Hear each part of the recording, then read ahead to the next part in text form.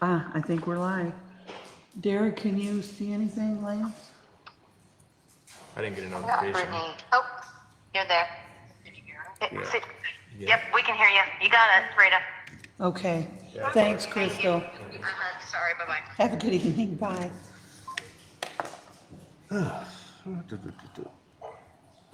Sorry, folks, we are streaming. Sorry for the delay. All right, I'm calling this meeting to order at 5:08 PM. Roll call is Lance Kendrick and myself. And let's see here, I have Rich and Tim representing CIRMA, and they are online here to give the presentation of what the CIRMA quote is. So I'll let you guys go ahead. Okay, thank you, Mr. Chairman. I want to go take a few steps back prior to us submitting a proposal to Pike County, but I want to clarify a few things. So Gallagher is really the administrator for CIRMA. CIRMA is really just a purchasing cooperative that has no employees. It's managed by the elected officials from each of the counties that are members in the program. So going back a little bit further, even to 2006, April 2006, when I first had met Kelly Murray, there was a risk advisory committee that was put together, and we met in Bloomington to discuss the possibility, if it was even feasible, to look at another program. So I think, I lost track, it's been a few years, but I think there was 8 or 9 different counties that were represented there. And basically what we did is we talked, and I wanted to listen to what they said and what their concerns were, and if this just wasn't built on, trying to find a lower cost option. But we kept hearing the same things over and over again. They were very concerned that there was a lack of viable options out there. There was issues with transparency, with rising costs. They talked about how costs were increasing about 7 to 8% a year. And what I find interesting about that is that in 2006, we were in a hard market. In a soft market. Hard market is basically when the capacity shrinks and rates start to go up. Soft market is rates are going down. So I just found it kind of curious as to, in a soft market, why the counties were getting 8%, 7 to 8% increases every year. So that kind of perked up a little bit. It was a very curious statement. It was not done by one county, it was done by several counties. They talked about services, that they were looking for something that was going to support them in their loss control efforts and everything that they do. And they also wanted some control over the decisions that were being done, not only with the membership, but also with claims and loss prevention. So they wanted some ownership in this. Going on, my background is, I've been with Gallagher about 38 years. 34 has been in public sector. I handle individual accounts. I do a lot of large self-insured risks, but over the 34 years that I've been working with public entities, I've handled, administered, brokered, also consulted on 15 different full programs. So this is not something that I decided to do 15 years ago when I met Kelly. I've been doing this my entire career. Gallagher itself has been in the public entity arena since the 1970s. The first pool that they put together was 1978. That was a program called IRMA, which is in the northeast part of the state and is for cities in the collar counties. So nationwide, we have about 120 of these programs. 45 of them are handled out of our office, and they're throughout the Midwest and some in the western part and some on the East Coast. So we've been doing this for a long time. I just kind of wanted to establish a relationship between Gallagher and CIRMA, but also our experience and why we were selected to handle this. Again, handle the CIRMA program. Again, this is sponsored by the Illinois Association of County Board Members and Commissioners. Kelly Murray is the executive director, and Pike County is a member in that association. So On December 1st of 2006, we put together the program. It started off with 4 counties, 4 of the original that were in the room in Bloomington. The next year, 3 more joined for a total of 7. And since then, we're up to 29 members right now. We do have 5 cities in the program. They expanded the membership to include cities in 2019. A couple things of interest. We also built the program around services, similar membership. We didn't want anybody in the collar counties, large counties that were prone to large litigation, large claims. We also wanted the members to decide who was going to be part of the program. We offered price stability, and in those conversations, they said, look, the services will come, but if you trust me on this, it'll all be good. So prior to COVID, we had 6 years in a row with no rate increases. COVID was a different animal. A lot of things went wrong with the insurance industry besides the pandemic, but rates started going up, insurance companies started leaving, and rates started going up. So that was kind of a different story. But prior to that, from 2013 to 2019, we had tremendous rate stability within the program. The control over the decisions, all the board members get to put their input in as far as membership, how the vendors are handled, contracts, investments, and things like that. We have an investment income component, and I have the financials for the fourth quarter, and I believe the investment income for this year so far is over $400,000. And then the last part of it too is what we've been trying to do is return the underwriting profit back to the membership. There's a lot of insurance companies out there, and they always tell you they're losing money, they have to increase rates. They're making money, and what we've been able to do is capture some of that and return it back to the members in the form of dividends, and then also pay for some services with the investment income that we've captured with our portfolio. We've expanded the services with the investment income. We paid for appraisal services. We have a human resources consultant. We also have a legal hotline, and that goes directly to Tressler. There's other things that we're discussing along the way. We've got some preferred provider programs that offer rebates to the counties that participate in them, and we'll go through that in a little bit. Tim, you want to go into the structure graph? Yeah. Can everybody hear me okay? Mm-hmm. Yeah. Yep. Are you able to see my screen? Yeah. Yeah. Okay. Okay, so we had a different structure graph in there, and it was a little bit confusing, so we made it a little bit clearer so it was easier to understand. I kind of like this because a lot of the counties will go back to their boards and they'll put this in and show how the program works. If we get into the nitty-gritty, it really we start expanding what service responsibilities are. So with this graph, the important things are here, your member deductibles, and I'll go over this on the next slide, but you only have a $1,000 property deductible, $1,000 for auto physical damage, and then $1,000 for crime and employee dishonesty. Each member contributes to a claims fund, and that's the right-hand corner where that box says CIRMA. So annually we collect a certain amount that's determined by the underwriters, and it's supported by the actuaries. Every claim that goes over that deductible, or even in the cases where there's general liability, law enforcement, auto liability, your public officials liability, employment practices liability, you have no deductible on that. So that goes directly to CIRMA to pay any and all claims. They pay that out of that claims fund on the right-hand side. In the event that a claim goes over the amount that CIRMA insures, it goes to a company by the name of Ambridge, and that amount is $2 million. And then over and above that, we have an excess liability policy for $8 million with Old Public. If you have the same scenario for a property loss, let's just say you have a $2 million claim, that's Travelers, and they insure it for up to $250 million each occurrence. and that also includes flood and earthquake.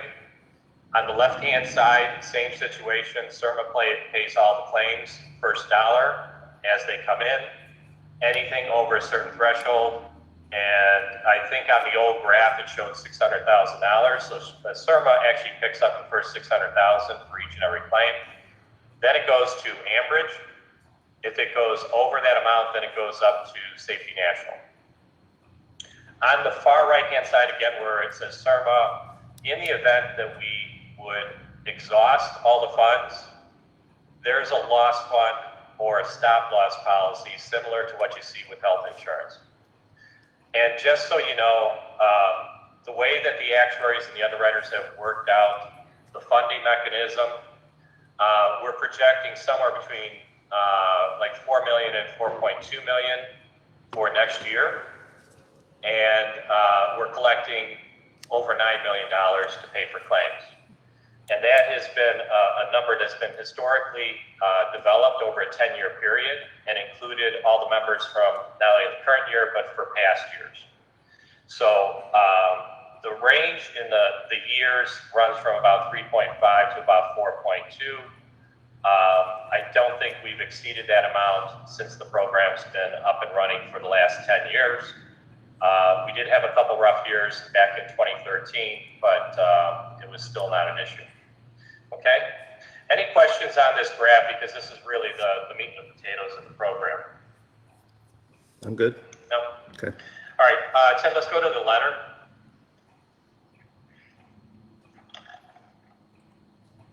All right, so this was included in the bid packet that we submitted.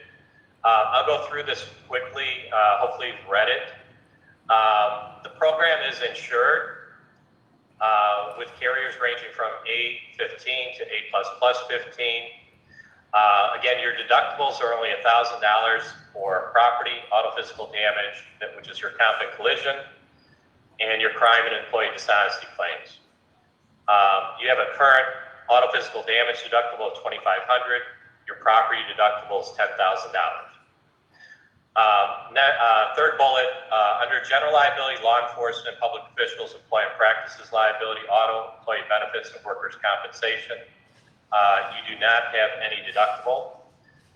Your current policy deductibles are $10,000, and then you also have a $10,000 deductible for sexual abuse claims and $1,000 for general liability claims. We provided you with $10 million in limits, flood and earthquake, $11 million. Difference here is, again, you have a $1,000 deductible for flood and earthquake, and I think under your current, you have a $50,000 deductible on flood, and earthquake is $50,000 or 2% of the damage location, whichever is greater. Boiler machinery, that should be a correction. Our program insures up to $150 million. That's your equipment breakdown coverage, and you got a $1,000 deductible on that as well. Again, on the crime employee dishonesty, one thing I wanted to correct on that, we increased the limit last year to $1 million. So that should be $1 million instead of $500,000 for employee dishonesty, forgery, alteration, money and securities. That also includes any employees that are required to be bonded by law, and your treasurer and tax collector. The last one under ownership and equity, this is really important. When we put the program together, the counties that were in the room wanted to own the program. They did not want this to be owned by a broker or some other firm. And that again goes back to our role in the program. We administer the program. We are here representing the board of directors. They own the program. If they wish to cancel our contract, we can be canceled within 30 days, and they can replace us as the administrator. So far, after 19 years, we've been doing a good job, I hope, and that hasn't come up in conversation. Next page. Investment income, I mentioned this earlier. We're using the investment income to pay for additional services that support the program. One county, one vote. Everybody at the table at the meetings. There are 4 meetings a year. 2 are on site and 2 are going to be virtual. Everybody gets a vote, equal vote. Everybody's open to discussion and can talk about anything they'd like. We've had a lot of good discussions. We've had some split votes, but generally speaking, the board gets along very well, and they're pretty much on the same page. Choice of counsel, this allows the state's attorney's office to use anybody that they would like, an outside law firm, in the event that there's in the event that the state's attorney gets into a situation where there's a lot of workload and needs to farm that out to another firm. Those out-of-pocket expenses will be put onto the file and will be attributable to the claim. So there's no cost to the county to do that. Input into claim settlements, we have claims committee meetings on the third Monday of every month, and you can participate in that. We have 5 board members that approve the claims. Vendor services, I'll talk about that a little bit later, but the important thing here is that you'll be contacted by a claims administrator and also by our human resources consultant within 30 days of joining the program. I think Kelly had mentioned that we could possibly get Deb over to the county sooner if you'd like to get that going. I know everybody's busy with budgets, but we'll talk about the services that Debbie provides in a second here.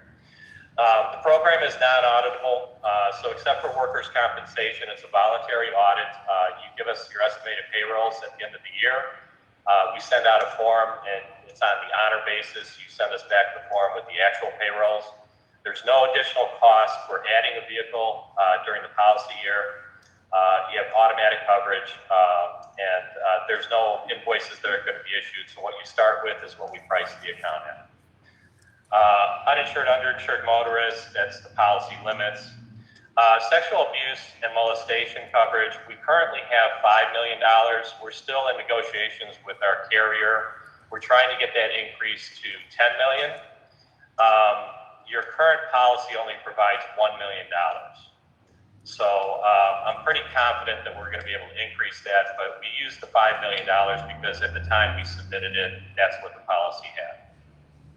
Human resources consulting and legal services are included in the program costs, and we do have an established hotline for both of those. And then last thing for the sheriff, if the sheriff's department uses either Lexipol or Guard One, we do reimburse the sheriff for some of the cost. I believe it's like $1,000 or $1,500 for Lexipol, and I'm not sure what Guard One is because I think we only have one county that participates in that program. That money is in the form of a grant, so if they use Lexipol, all they have to do is send us the invoice, and we will reimburse them for part of the cost. Okay. Let's go to the service team brochure. All right, so Deb Thompson, she was actually on the Sangamon County board for several years. She has a human resources consulting business, very good, and she works with all of her clients, all of the members of the program.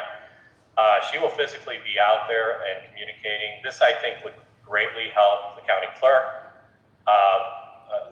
She would be, first off, starting with an employee handbook, and then there's also some other things that she's done with policy form development and also safety manuals. So one thing at a time here. It would take us a few weeks to get everything in order, depending on the condition of your handbooks. But those are available, and Deb has some time right now, and she'd be able to come out and sit down with you and discuss everything that you need.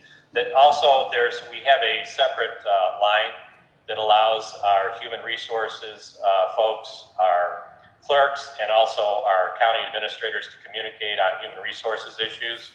And that's a private line. It's just kind of an exchange of ideas and questions and anything that else may come up. Jonathan Wilson has a team of 2 other individuals throughout the state, and they would be in touch with you within 30 days of the effective date. Chuck Lemoyne is our attorney who handles all of CIRMA's legal work and also the hotline. So there are cases that we're working with right now. I'll give you an example. It's like the integrity investment case where we had 16 members that were named in the suit. So instead of having 16 different law firms, we have Tressler as the lead representative on the case. This way we have a uniform defense.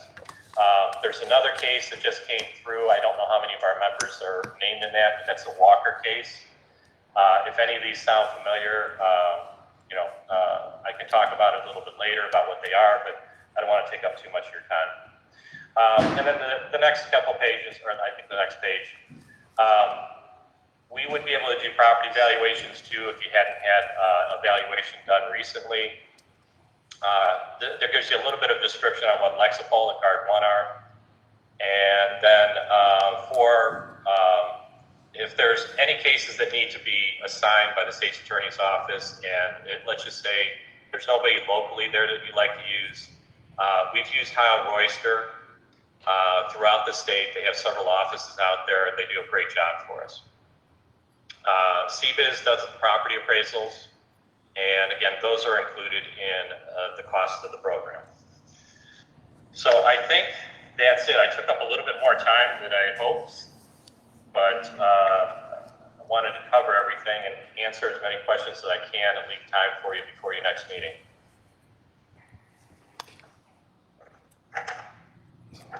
Thanks, Rich. Try to get that. Can you go over the 3-year contract and the 2-year rate guarantee? For new members, it's 3 years initial. After the 3 years, you can put your notice in at any time prior to August 1st, and you can go out and look for bids, do what you want, and then prior to November 30th, you just have to let us know what the decision is. Because it's kind of a volatile situation, it comes up in conversations quite a bit as far as, we're getting into a 3-year commitment. We don't know what the prices are going to be. We've been, especially during COVID and after COVID, we've been giving 2-year rate guarantees to new members just to give them peace of mind. So unless something happens, if you add a nursing home or you add a jail or something like that, or your payrolls go up 30%, your premium will be the same as this year. So that'll put you over for year 1, year 2. And then what we're seeing now is the meeting that we have tomorrow in Bloomington, we've got some really good rates for this year, and we saw a lot of rates that were flat and quite a few that were coming down. So we think that by year 3, we're going to be able to hold the line pretty well and get back to that 6-year run where we were guaranteeing premiums for year over year. So, I think I mentioned DeKalb County joined a year and a half ago, and we gave them a 2-year rate guarantee, totally comfortable. Nothing earth-shattering about the first renewal with them, and we've done it in the past. So. Okay, great. And then the other question is, we're kind of part of a self-funded pool. If we were to leave, we don't have to pay any run out like $500,000 in claims or something like that. No, that's a traditional program that if you have a claim, that stays with your current program. Even after you leave, and we've had this happen too, let's just say there was a situation where someone was arrested next week, and January 1st comes around, they got an attorney, and they say, I was really banged up by your sheriff. I'm going to file an excessive force claim. That would still go back to the date of occurrence. Anything on a claims made basis, we would cover going forward. But like I use the law enforcement as a specific example because that is occurrence basis. And that means that it goes by the date that the incident occurred. Okay, that's all I've got. That was my main question for him. So Okay, I think we're good then. I appreciate your time and thank you for presenting here and giving us all the details that you got. And we'll check back in with you after we get done with our meeting and how we proceed. Do you want us to stay on if there's any other questions or? Yeah, that's fine. Yeah. Okay. All right, great, thanks. All righty.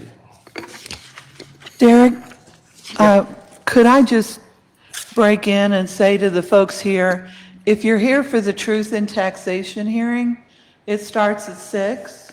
This is the Insurance Committee meeting, and you're welcome to sit here and listen. They're considering bids for property and casualty insurance for the county. If you are here for the Truth in Taxation and want to speak, we have a sign-up sheet on this little podium over here. If you could sign in, that would be very helpful, just if you want to speak. Thanks. Sorry, Derek. That's fine. Oh, and we are streaming this meeting on Facebook, and it'll be on YouTube as well, so the microphones are on. Okay.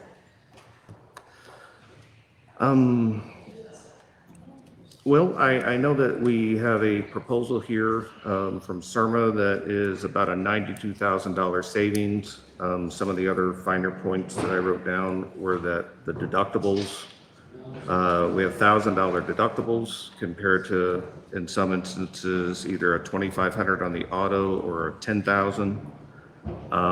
I think the limits seem to be at or comparable to what we've got. I mean, I entertain a motion that we go ahead and accept the CIRMA bid. Okay, yeah, I'll make a motion, we accept it. Okay. I will second.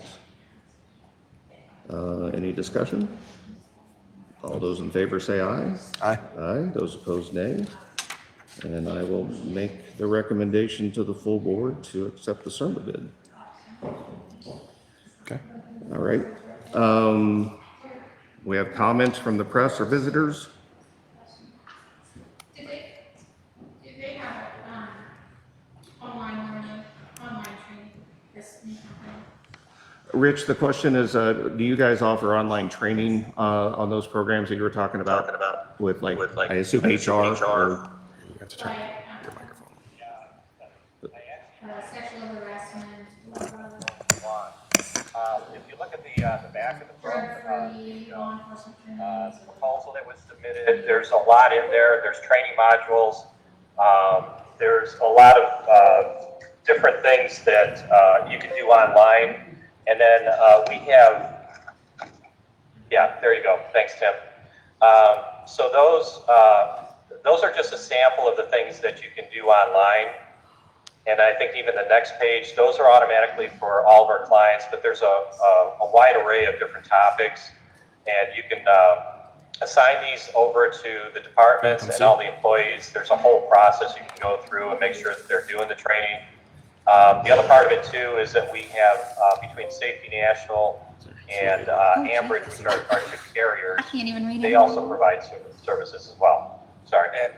And on this platform, specifically our STEP platform, there's over 150 modules to pick from, and you have unlimited access to as many as you'd like each year, as many views, as many users as you see fit. Okay.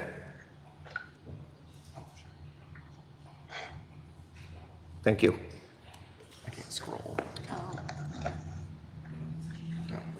I'll try, I'll email, they'll email it, I'm sure. All right. That's something they can email, I'm Yeah, sure. we can get it emailed out to you. Yeah, you'll get a person that visits there a couple times a year as well to do physical inspections. Okay. So that's just if you want to do online training. It's kind of hard to take everybody off the street for a training session, so they can do these in shifts or on their own time. Okay. Mr. Snedeker, you've already made your presentation as ICRMT. So what do you have to add? Am I allowed to make a public comment? Public comment? Sure. Okay, I will state the flips. Eric Snedeker, Snedeker, Snedeker. Do you want to use the microphone? Yeah, if you'd like. If you're gonna talk for a minute, like, or, It won't be long. Okay. One thing I would recommend, when I did come in earlier, and I would like to correct, I don't know that I had a chance to make a presentation. I kind of had to jump up and down and raise my hand and ask, hey, can I come sit down? It was kind of off the cuff, but you are correct. I did have a few minutes to speak. One thing I'd like to point out that we spoke on last time is this is a proposal from CIRMA. The details are in the actual policies. If you gentlemen look through this proposal, you'll see multiple places, and I think it'll be a similar verbatim quote. The following is a general summary of the insuring agreement. Actual policy form should be sought for complete terms and conditions. I hope you're requesting those underlying policies, to look at the Ambridge policy, to look at the Travelers policy, to look at the Old Republic liability policy. That's where we were talking about the differences between CIRMA and ICRMT. Some of the limits that are being quoted, the way the program's structured, I'm not debating what's being said isn't accurate. My point is, I think you'll see some interesting details in those policies. So I hope you gentlemen request these of Rich and Tim, so that they can email them down to you and you can see the actual details. Because in their proposal right there, they're not telling you you can, they're saying you should. You should request these. That's your opportunity to say, okay, the proposal looks great. Let's see the details of how this program is structured. When you look at that, I think there's some eye-opening differences between the two programs. And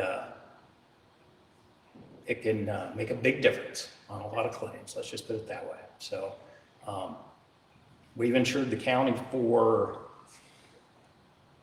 what did we say, 29 years 30 years next year, I believe, with the ICRT. And we've always had the county in very good hands, and I would like to see that continue. I just hope you gentlemen will consider reviewing the details of the differences between the programs. Thank you. Thank you. Any other comments? All right. Well, as I'd like to publicly state, I believe we have two very good companies, ICRMT and CIRMA. After hearing the information, again, especially what a majority of the people are here to talk about or discuss, the change in going to the new carrier is potentially saving $92,000 of taxpayer money. So if we don't make this switch, that's $92,000 more that's going to have to be paid. So I think we're all here about tax increases, and granted, there might be some specific language and hypothetical situations that may or may not happen, but with the hand that we've been dealt, we need to look at trying to be good stewards and follow our fiscal responsibility and fiduciary responsibilities to our taxpayers. And I believe, again, both programs are great, but I also feel that we have a great program here at a $90,000 savings. So that is at least why I am making the recommendation. But that being said, if you have anything else to add, nope. I would entertain a motion to adjourn. So moved. Okay, I will second, and we are adjourned at 5:41 p.m. Thank you, everyone. Thank you. Thank you. You guys have a great evening. You too. Thank you.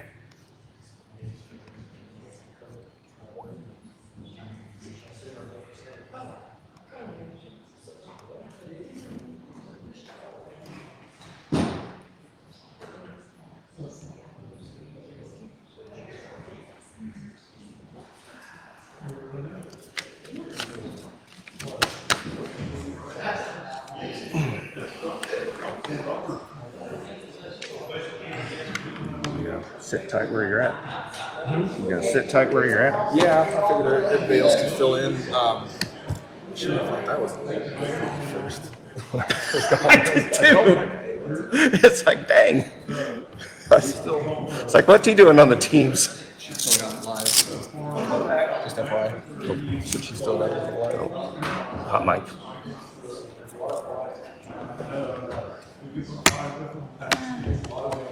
Driving bids ever go out? What's that situation? So we just got the ones back for the mortgage building.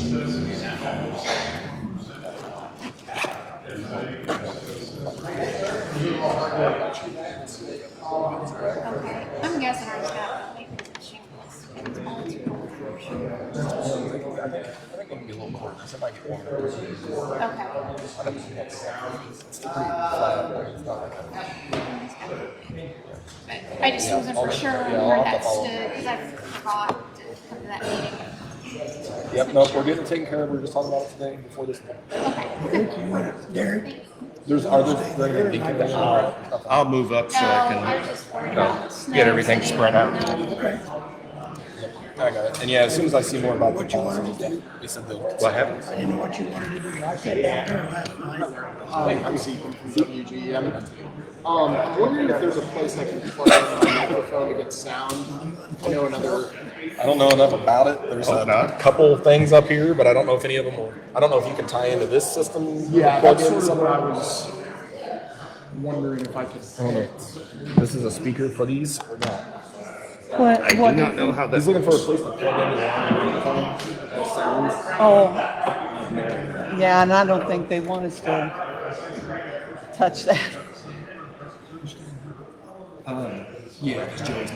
Or at least he said, is he coming to this one? No. Okay, this one's yours, and I apologize. I'm plug you. So, plug you back in.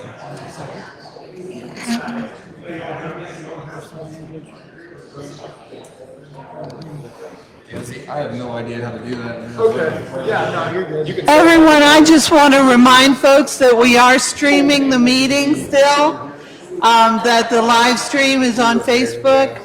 So as you're talking, you might keep that in mind.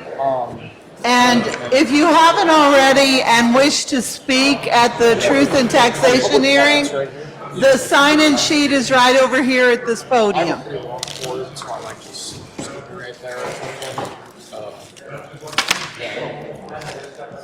Unless you put it up. Where, does the sound come out of the speaker?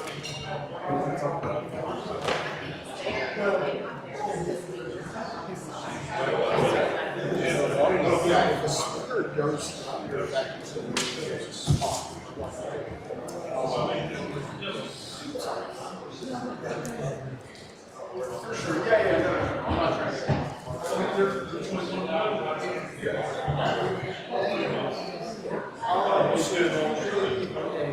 He had a doppelganger on that last meeting.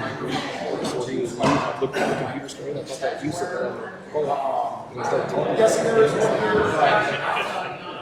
I'm guessing you don't have to. You're remote then.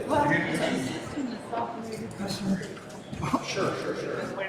I mean, I don't think it was. And so it's like you, all speakers are going to be here. And then. Okay, for sure. Yep. I'm wondering afterwards if there were a couple people I can speak to. The board members will all be. Okay. Yeah, we were hoping to speak with clerk also. That's Natalie. Yep. And then also the like people were starting saying page the town house. Treasure, so correct. We're going That is Scott Circle, stop by that number, right? and I don't see him yet, but I understand him. Okay. So they would be I would be allowed to speak with them. That's up to each of them. Okay, yeah, for Yeah. sure. And then also if you had a moment afterwards. Okay, thanks. So yeah, after the meeting, if it would be okay, we're just trying to get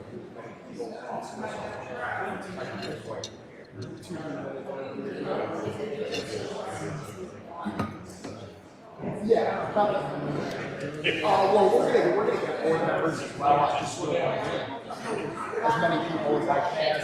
Yeah.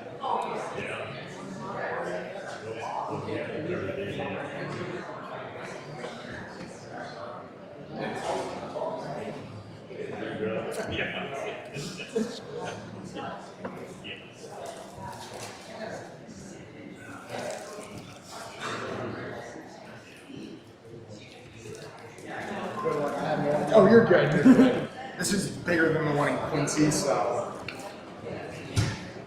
that actually might be it, I think. Yeah, that is it.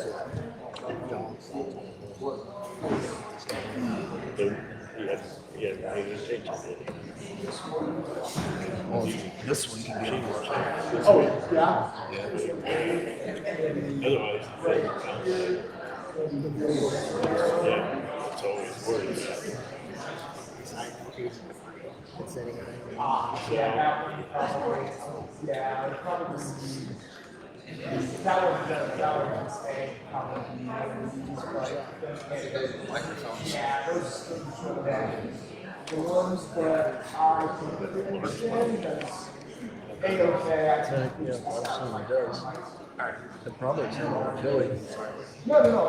I'll ask somebody about that in case you're visiting us in the For future. sure. I'm glad I found it. I know Jacob That's a boost for myself. beans.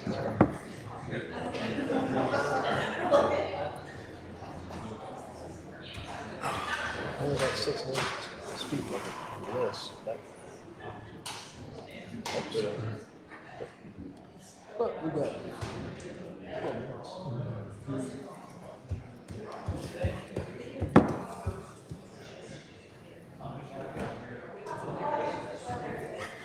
Hey, no, Lance.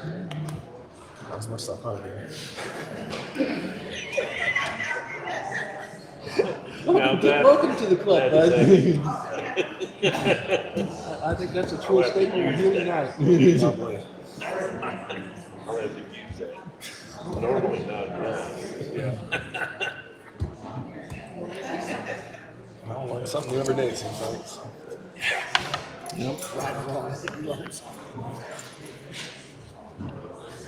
know, I think state maybe 2 meetings. Accurate.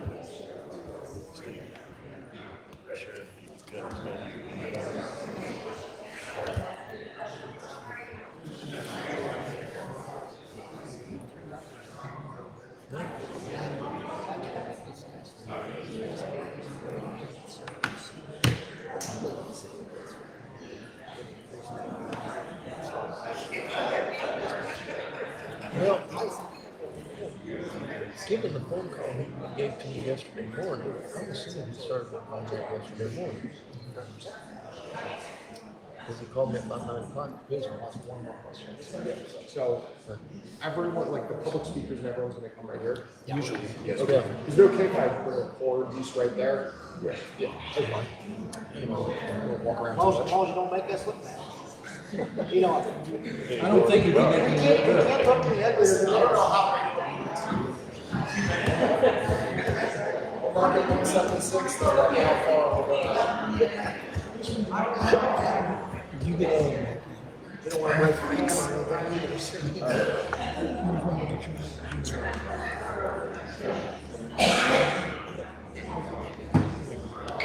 We can get this one. I'm just playing for speaking. Okay. Unless it's start shutting down. Should stay. Taxation.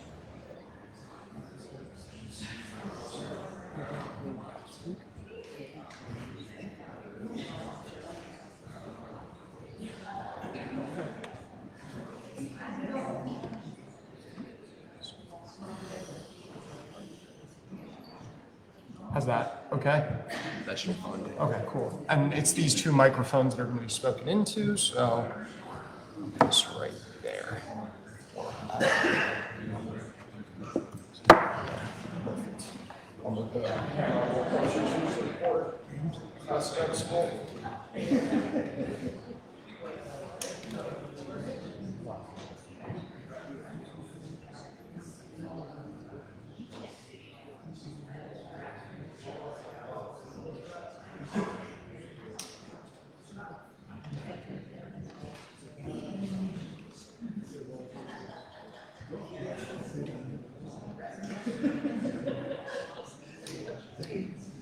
Sorry.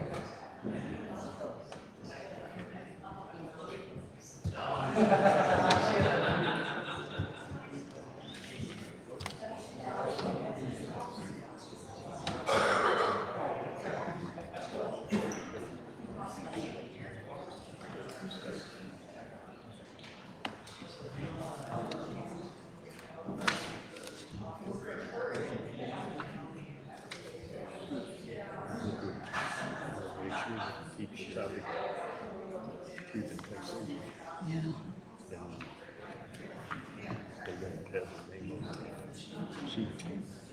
So far, there's only two. Mike Burbridge.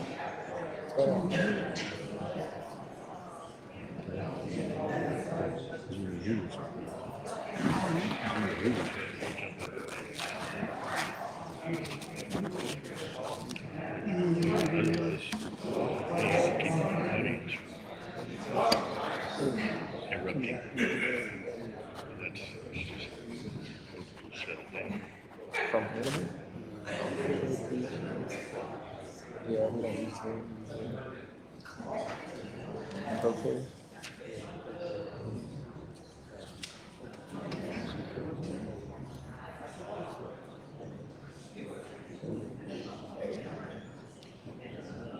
Gotcha. Yeah, I don't know if we're gonna switch our company or not. We got a company that subs for us and does all that.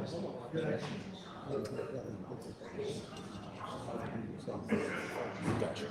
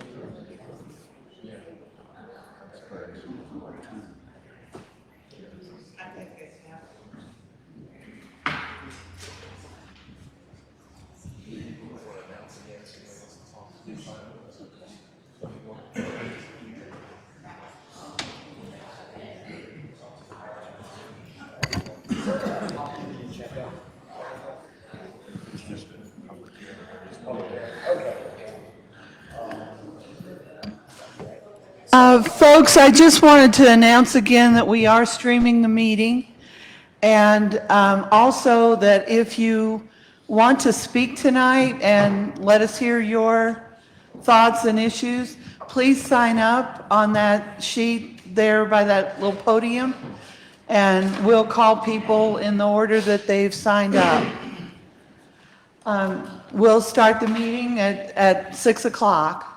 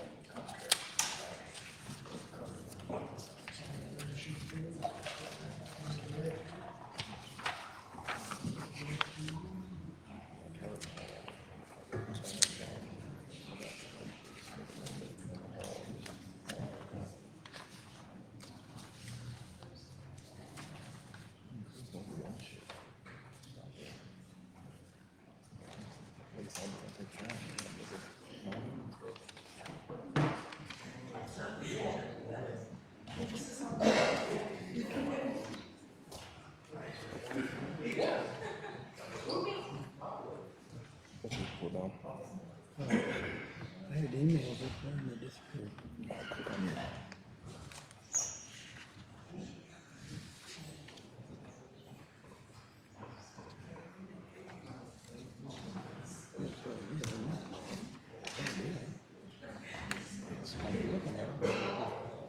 Let's just hit that. That's a tip. So if you tap this button, it's like clicking a mouse. So if you tap on that pad, It's like clicking a mouse, so it probably just does it. Yeah, they should be over there.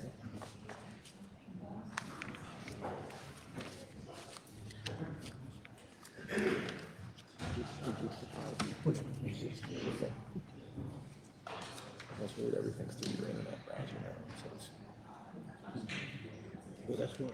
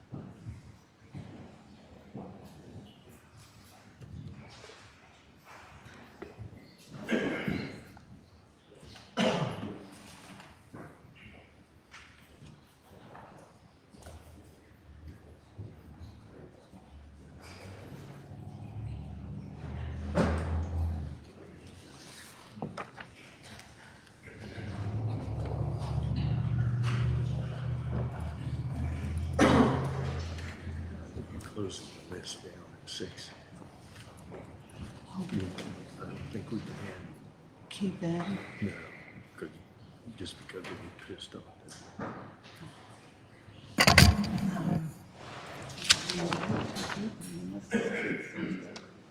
6 o'clock, you want me to grab that sheet? Yeah, it's almost that. Maybe I'll announce one more time. No? You can't. Oh, 6, grab that Okay. list if you want me to. yeah. Go ahead.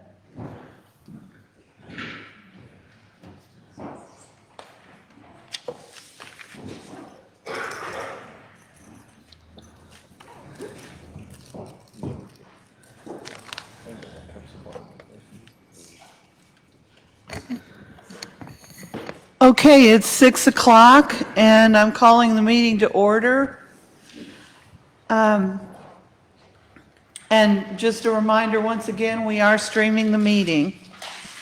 Welcome, everyone. If folks will please rise and join us in the invocation, our county treasurer, Scott Circle, will lead us. Bow your heads with me. Our most gracious Heavenly Father, we thank you, Lord, for this day. We thank you for this time, Lord, that we can gather together, that the board members, Lord, can make a rational decision that affect everybody here in the county. I know, Lord, that we're living in troubled times, Lord, that it affects everybody, all the way through from the state, federal, and all the way down to the county government, Lord. The rising costs of everything is affecting everybody.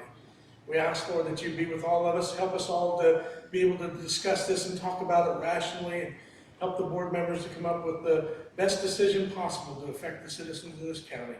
We give you all the glory and the honor and the praise in Jesus' precious name. Amen. I pledge allegiance to the flag of the United States of America and to the republic for which it stands, one nation, under God, indivisible, with liberty and justice for all.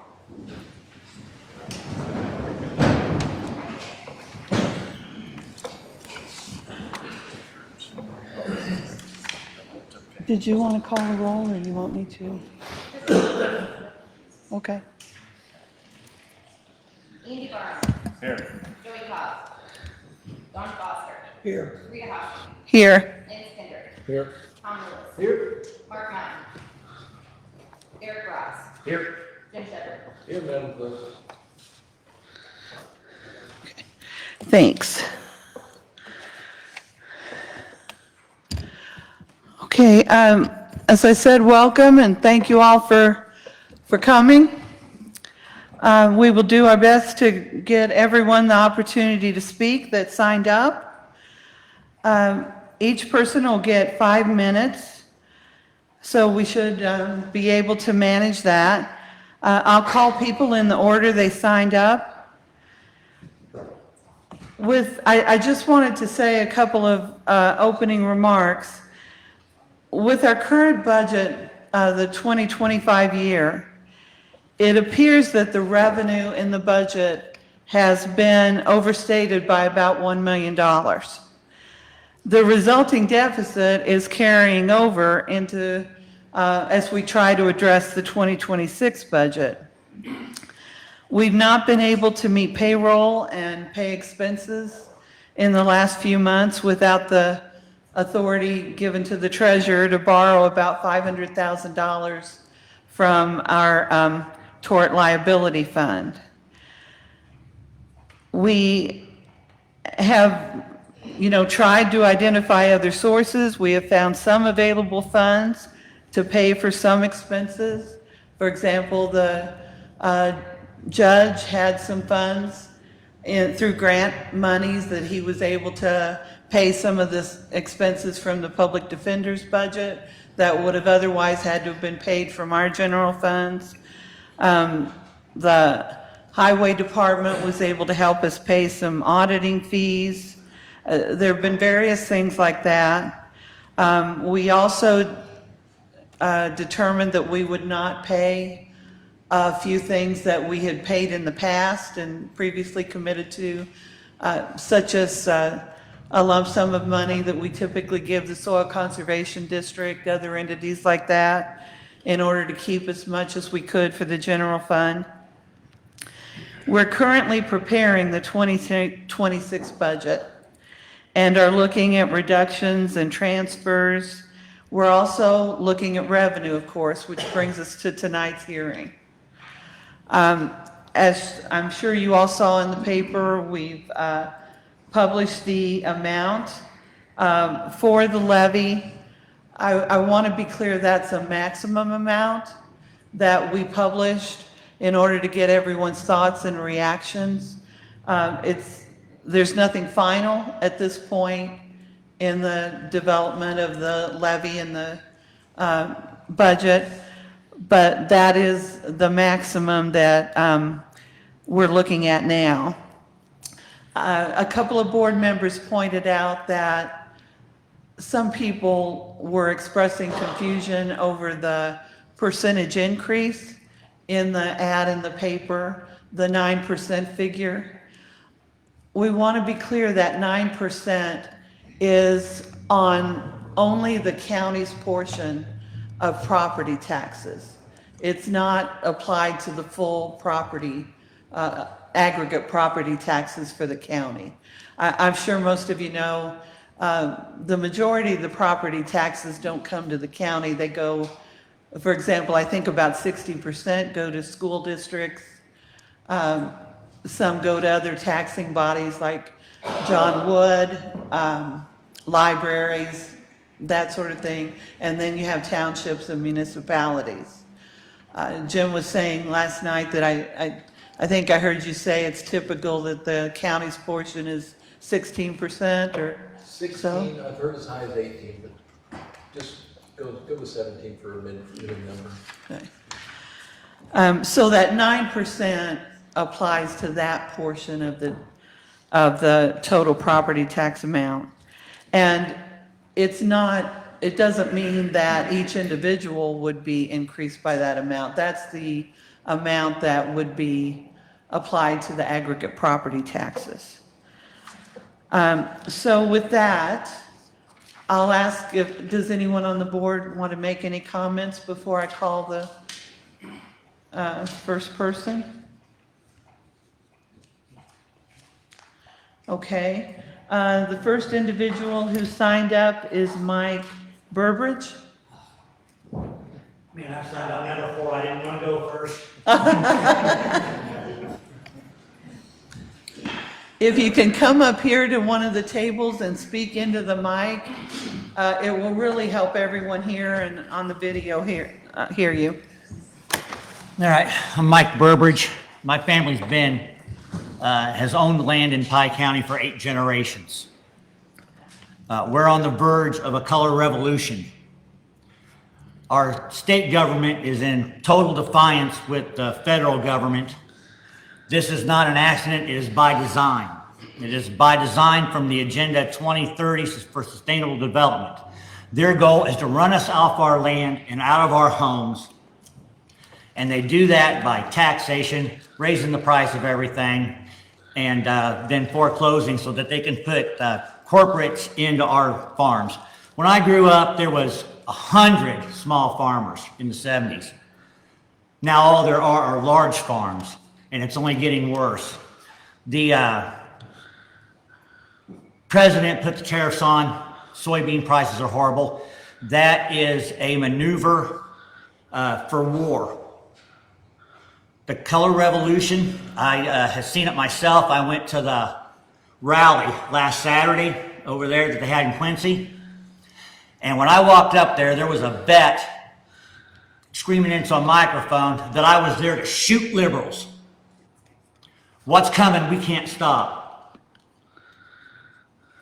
It's time to take charge here. I say the first cut we make is to the health department.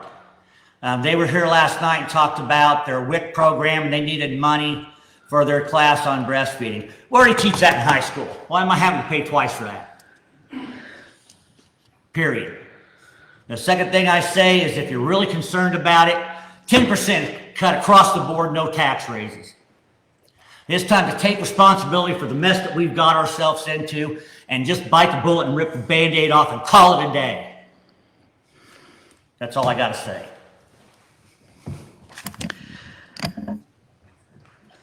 Okay, our next speaker is Jeannie Hoover.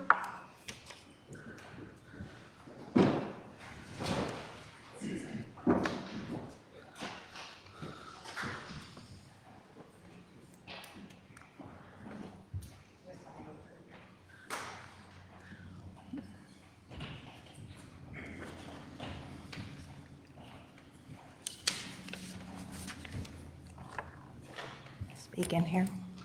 I just want to let everyone know I don't have a prepared speech. I just sat down and while I was here and touched upon a few topics. First of all, I want to thank all of you for your civic service, and I know what a difficult position you're in, and I don't envy you that, but we've got to come up with solutions to where something like this never happens again.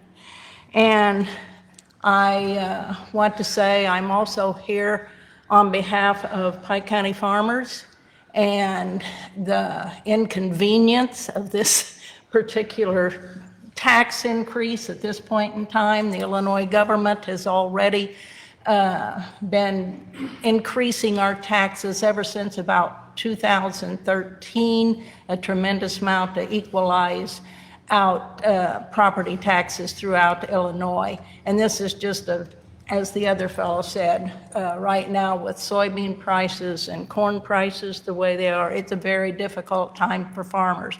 I have 2 grandsons that's wanting to come into our farming operation, and it's difficult for young people to get into farming.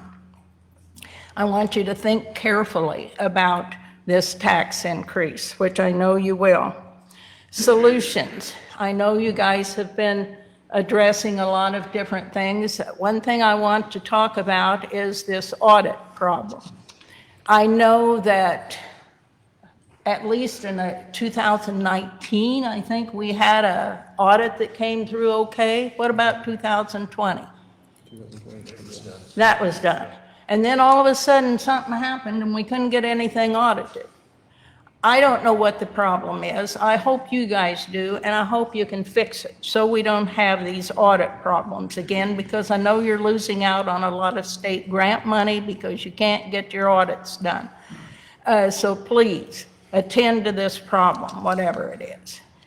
And the other thing that I wanted to mention is, as far as cutting departments, human services, that type of thing that the county deals with, is I hope you will consider doing it across the board.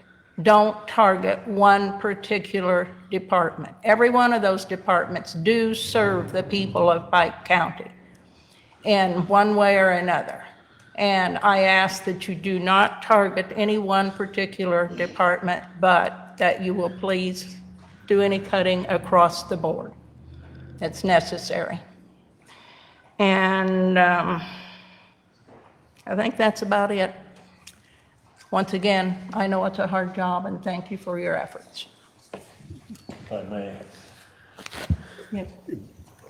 Jeannie, we've had the 21 audit completed, and we are scheduled to, and actually 22 may be close to being done.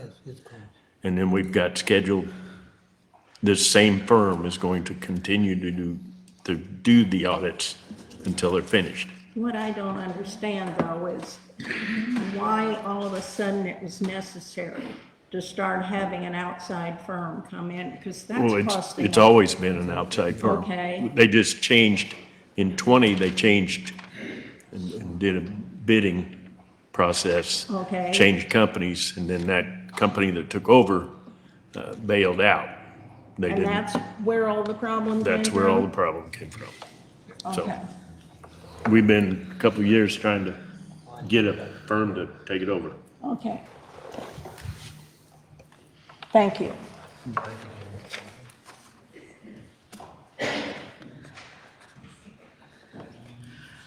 I apologize that I'm having a little trouble reading this next name, but is there a Tom Orr? I'm sorry.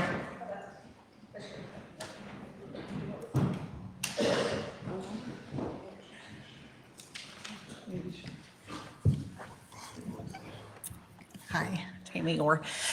I'm Tammy Orr from Kinderhook. I live on a century farm. We're small farmers for Pike County. And I didn't really intend to speak when we came here, but there were too many people that were willing to speak. But I think really, our crowd tonight tells you that people are concerned about this. And I guess, what I would ask, and I've served on school board, I've served on other boards, how did we get $1 million behind from last year that we're trying to make up in this fiscal year? Because boards usually, I don't know if you meet once a month or whatever, but We do. boards, once a month. So usually boards get a financial accounting every month. So I guess I would have to ask you, how did we get $1 million behind that we're trying to make up in one year now? Anybody?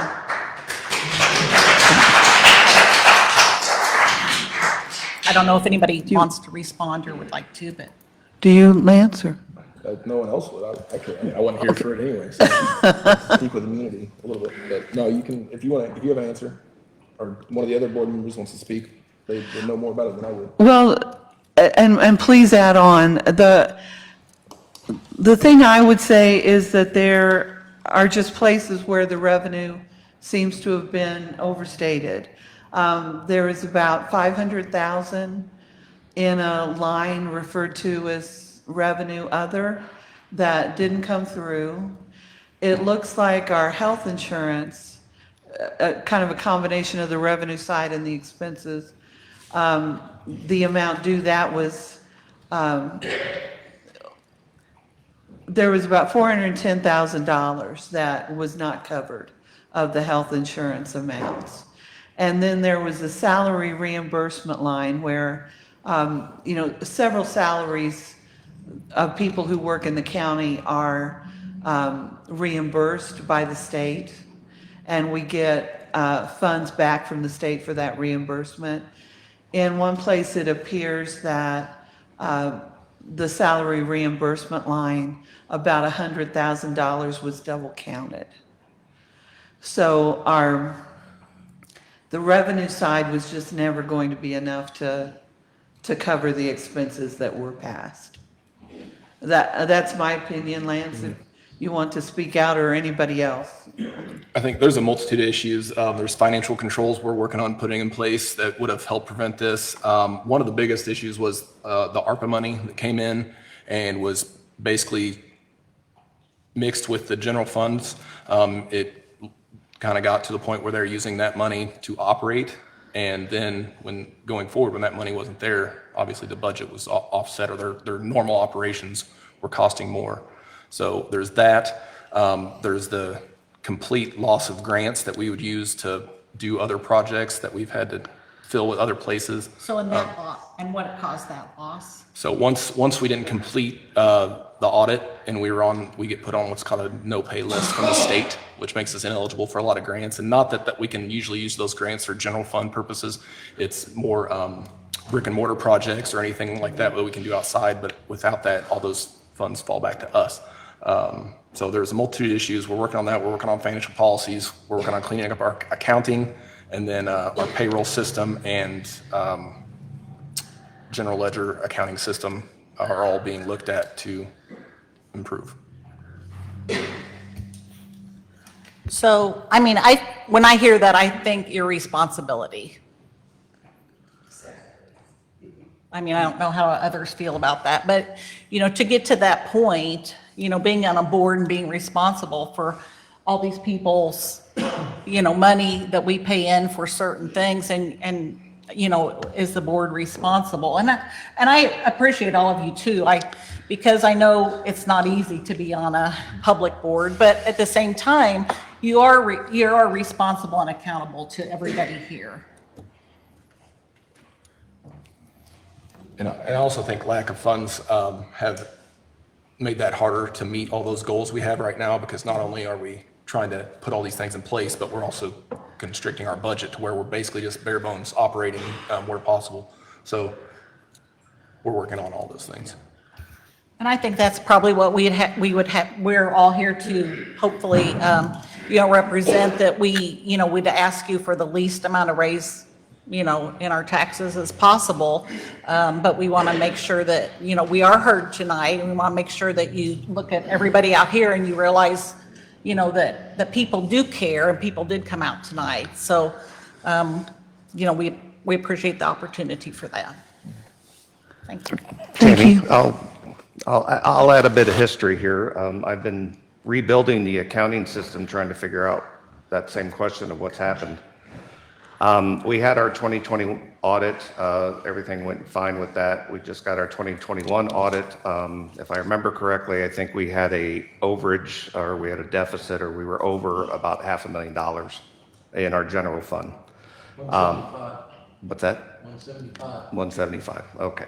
So as Lance has indicated, we also, about that same time period, received ARPA money in the form of around $2 million. And that also was about the same time period that we switched payroll systems. And so the payroll system and our current accounting system weren't talking like the old system did.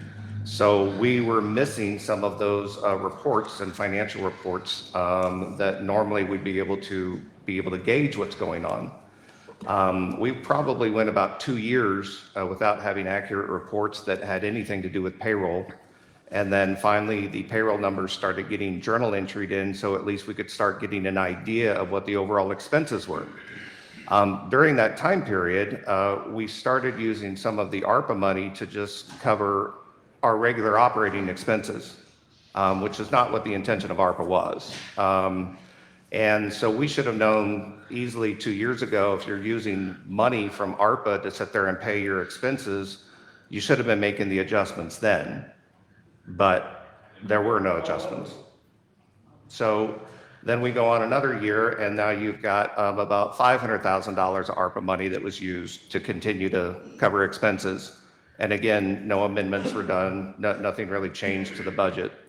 And then this past year, we had about $6.2 million of expenses, and we had revenue of 6.2 or so forth. It supposedly balanced. But then we've determined, and I said this back in March, that I didn't agree with the way the budget had been passed, and I didn't agree with the numbers, but I would wait and see how it played out because I wasn't involved in putting the budget together. We're now at the end of the year, and the $1 million that I didn't think would show up has not showed up. So that's where we're at. And we have the same problem now this year. The $1 million that didn't show up last year, we don't have this year either. So, however you want to figure that, do with that what you will, but that's unfortunately the situation we're in. And I can't go back and change the past. There's been a change in our leadership, if you will. We've got some new people on our finances. We have a new board chair. I've basically tore down and rebuilt the whole accounting system in a spreadsheet so I can try and make sense of what's happened. And that's my take on it, and I'm more than happy to listen and have other board members give a different take. But that's what I've been saying all along this entire year, and unfortunately, it's kind of been proven to be true. So I'll say that. A few minor corrections. ARPA funds were $3,140,000, the majority of which were spent on special projects around the county. Now, we did take, at the end of last year, 700 and I believe 14 or 15,000 and cover the deficit within the general fund. But we have gone 4 years without an accurate report from the Treasurer's Office. We literally got a report last month that said we had over $30 million in a clearing account, which should have zero. It's hard to tell where you're at when you can't get good numbers. I'm not making excuses for that, but that's one that has handicapped us from the get-go on this. The audit firm, we had a 3-year engagement letter with a firm called Whipfly. They did the 2020 audit in a timely manner. They called me in August of 22 and backed out of doing their last 2 years audits, the 21 and 22. Said they could not get the financial records to reconcile. And we spent 2.5 years trying to find an audit firm. And that is where that sits at.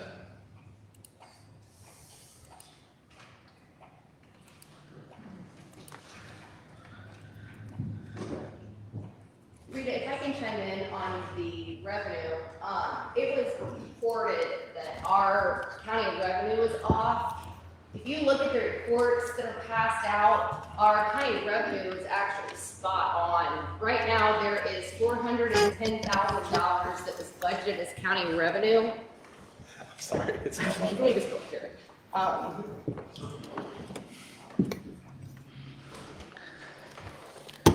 So right now, there's $410,000 budgeted for reimbursements from special funds into county revenue. So you take that, it's probably about $500,000. That is sitting in an off-chart account. That's sitting in an account that's not budgeted. That's revenue for the general fund that's not being reported anywhere. We brought it to the attention of the Treasury Department for 4 months. It hasn't been fixed yet, so it's still showing that that's a deficit. So when you look at your revenue report, it's showing that we're at 73%. We should be at about 89%.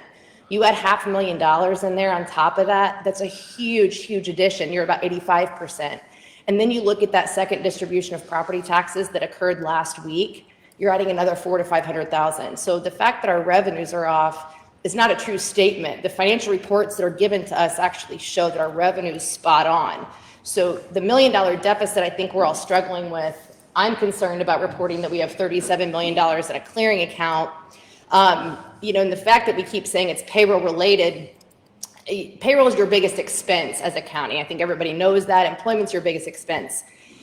Payroll is targeting a line item. So when somebody's employed and they make $100 and you're taking $10 out of that, that's being reported on a budget status report. What's happening is money's being moved to fund payroll, and it's not being recorded in the financial system. So it would be like you going and writing a check to somebody, but not putting it down in your account register. So your checking account's gonna reflect one balance, but your check register is going to reflect a different balance. And those transactions can only happen when money is physically being moved. So when you're not taking any of that out, that's how you build up $37 million in a clearing account that should clear down to about zero after every single transaction. So these things are very, very well explained if you can get the context behind them. And I think to the point now, we all just want to know what's what, but I think we're throwing out $1 million deficits, $1.5 million deficits, and really, I don't know that we have enough proof that it's there. And that's my concern, and I think that's everybody's concern here. How can we raise property taxes if we don't know where it's at? But also, we have $500,000 that's not being reported to taxpayers on any report. So why is that not included? So I wanted to clear that up with the payroll side because yes, the payroll implementation is horrible. If anybody's ever gone through it, it's rough. It is absolutely rough. We do the best that we can with it, trying to make it happen. But when you're not writing down those checks in your checkbook, your numbers are going to be completely skewed. Scott?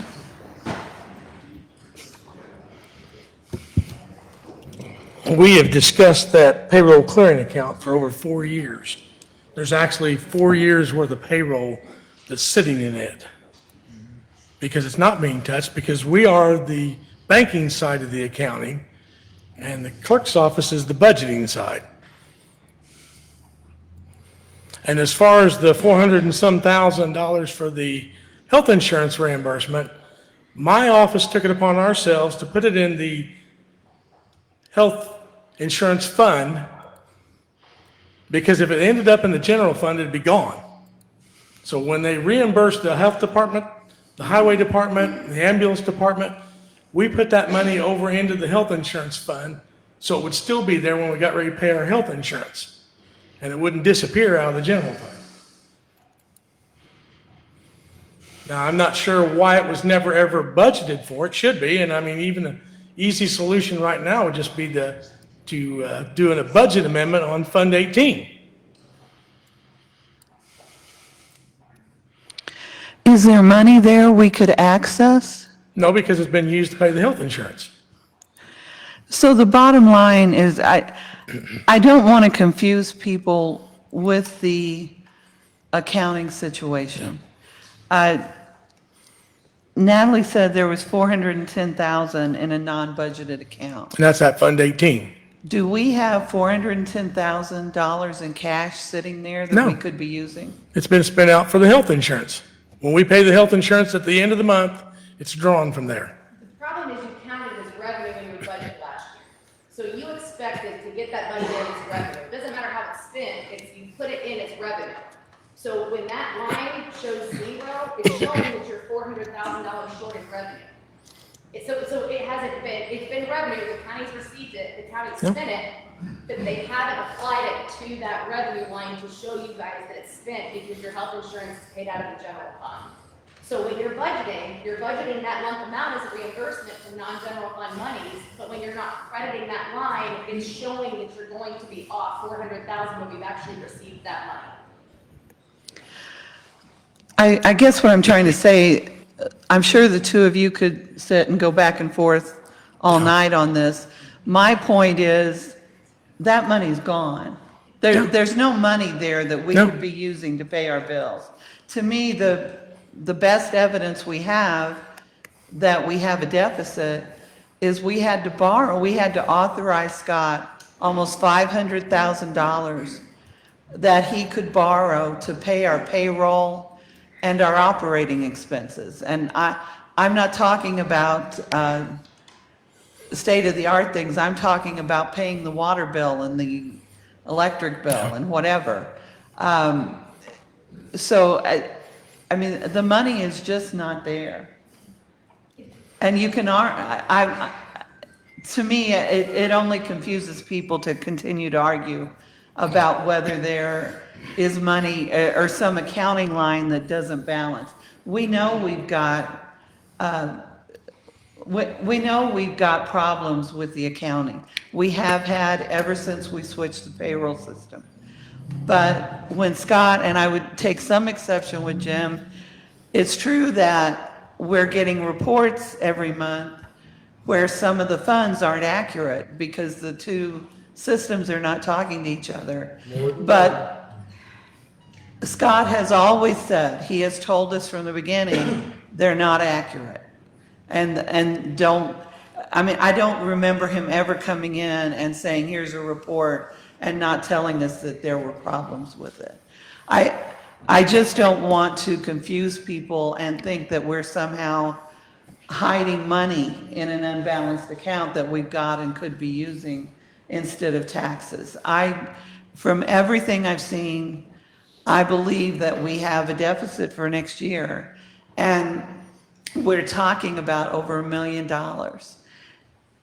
Even if we go through with what was in the newspaper and we put that levy at the maximum for the property taxes, we're only looking at about, what, $250,000 for the general fund? I think, I mean, it totals around over 300,000, but when you look at what the general fund gets, which is where we have the main problems, it's about 250,000. So as much as we don't want to do that, and I certainly did not put my name in to be chair to raise taxes. That's the last thing I wanted to do, and I've been saying all along I don't want to do it. But when we're facing a deficit that's over $1 million, and with the property taxes, I mean, that's not even going to cover a quarter of it. So even if we go to the max, and that's where we stand tonight. I do need to clarify though, because what was said earlier was that you're coming up with your $1 million number because you're missing $410,000 credit for a health reimbursement that we received. We received that money. No, I'm sorry if I gave that impression. What I'm saying is our deficit is over $1 million, about 1.8 million as I look at it. And I was trying to explain how we got there. And one of the reasons I feel that we're into this situation is because the current year's budget overstated the revenue. It was never actually there, and we're not able to pay our bills now. So here we are with still a little bit of October left, and we've still got November to get through in this current fiscal year. And we've been borrowing to pay payroll and our main expenses. So that's going to follow us through to next year. Madam Chair, with all due respect, that is wrong. Our budget matched the levy that you guys passed. This board shorted the levy last year. And then our revenues are on track. Our revenues are right where they should be. Now, cash flow is different because you don't receive your property taxes until October, and you have to start December 1st for your next fiscal year. Cash flow and revenue are two totally different. Nobody's talking about cash flow. We're talking about the short. Is cash flow. We are not in a 1.1 or 1.8 or whatever the number is $1 million deficit. And money's being not accounted for, not attributed to the correct lines to give you guys a clear picture of the revenue. And we've pointed that out. If you had a clear picture, you would show that it's spot on at 89% where it should be. The cash flow is the issue. When you have to borrow to pay general fund expenses, it means you don't have that cash flow. But we can't find deficits, a true deficit anywhere. I have a hard time asking people to raise taxes when we can't prove a deficit and we can't find a number. Well, if you can show us where the money is, feel free. If you look at the revenue side of it, there's 20,000 that's appropriated for election reimbursement. And we have actually gotten $187,000 for election reimbursement, but all of it went back into her expense line item. You're wanting us to argue line items? Nope.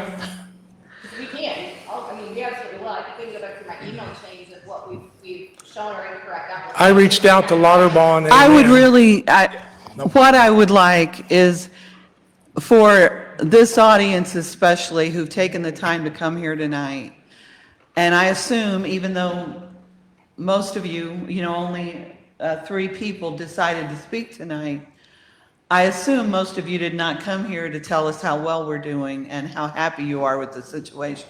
So what I am trying to say is if any of us on the board, or you as county clerk, or you as treasurer, know that there are available funds somewhere that we can access and use for the general fund, then identify them. I'm not talking about an accounting level or, fund transfer. I'm just talking about where is the money?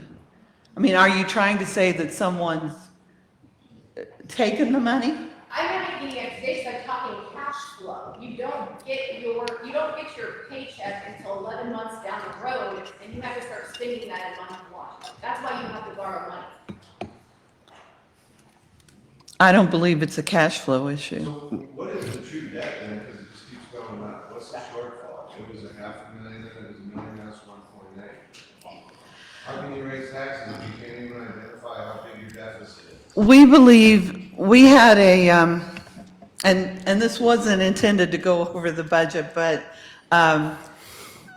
we've been having a series of budget hearings. We have a couple more scheduled, if anyone would like to speak at those or listen in.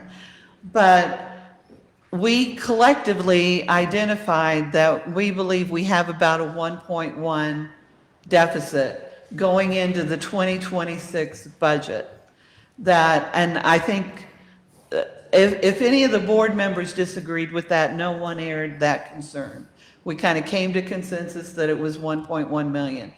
After that meeting, we got what's called a letter of engagement from the auditing firm that is offering to do our 2023, 2024, and 2025 audits. I'm sorry, I just misspoke that, Dawn, didn't I? It's 24, 25, and 26 audits. And if we have to pay for 24 and 25 next year, that's going to cost us about another $220,000. And we really have to get those audit funds, as Mrs. Hoover was saying, we've got to get those audits done because they're keeping us on a no-pay list with the state and causing other problems around the system. So that brings the deficit up from what we agreed was 1.1 million. If you add that 220,000 on, we're up to 1.3. On top of that, this year, the board authorized the treasurer to borrow up to $500,000 from our insurance liability fund.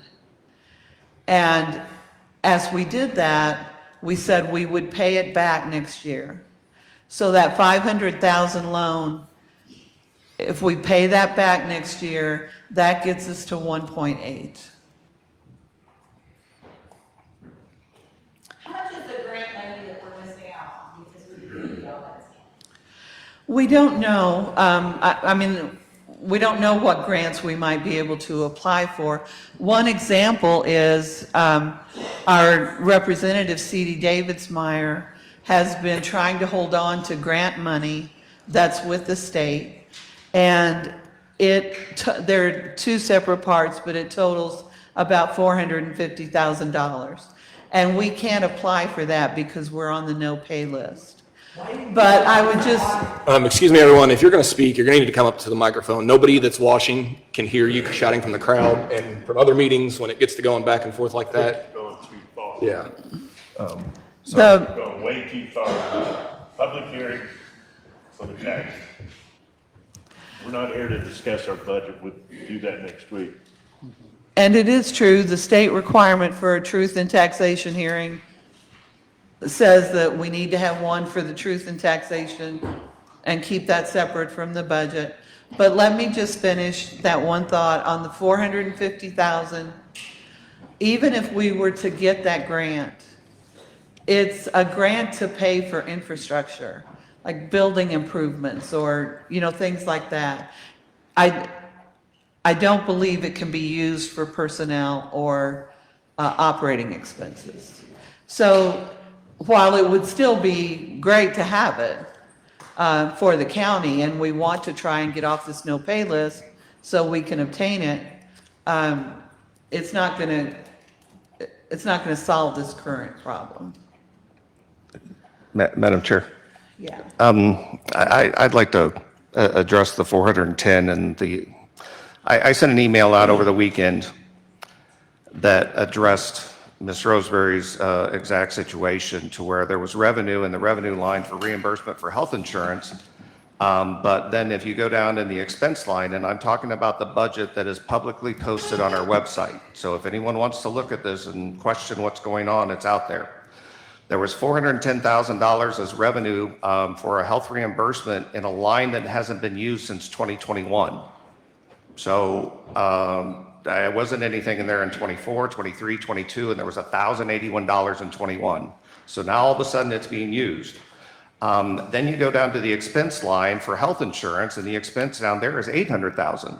Well, we're writing over $1.5 million in premium.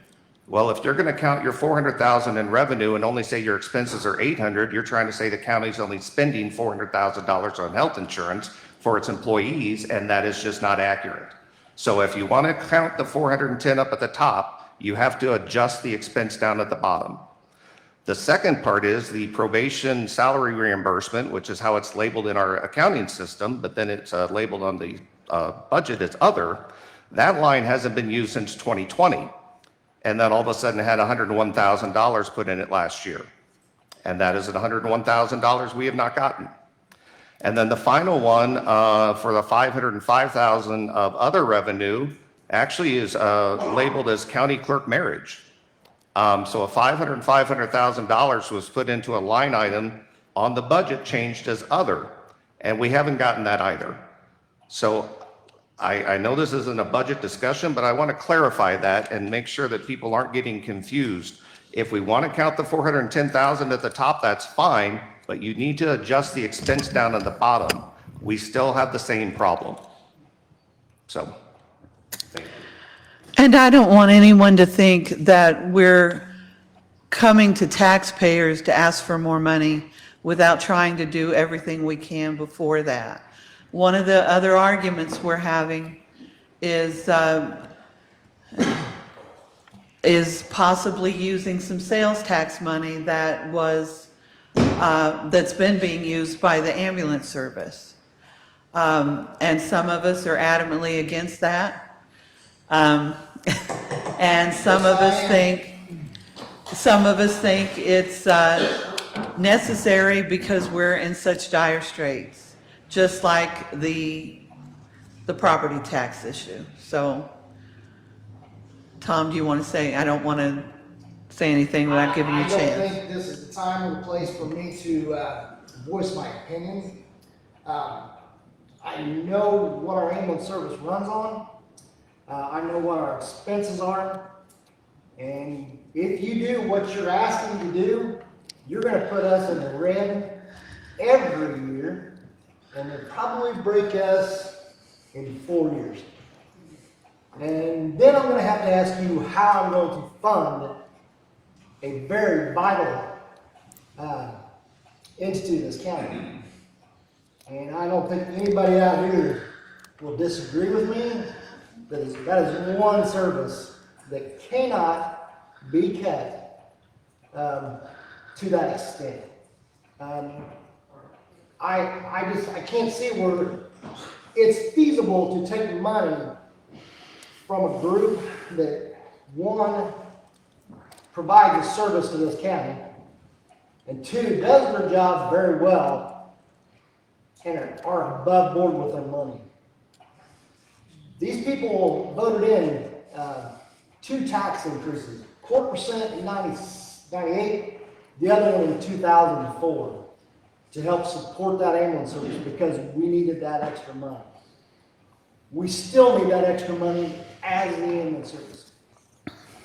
And like I said, you do what you're asking to do, you're going to put us in the red, and we will be bankrupt at the ambulance service in less than 4 years. And I'm going to tell you right now, I'll fight you to tooth and nail on that one.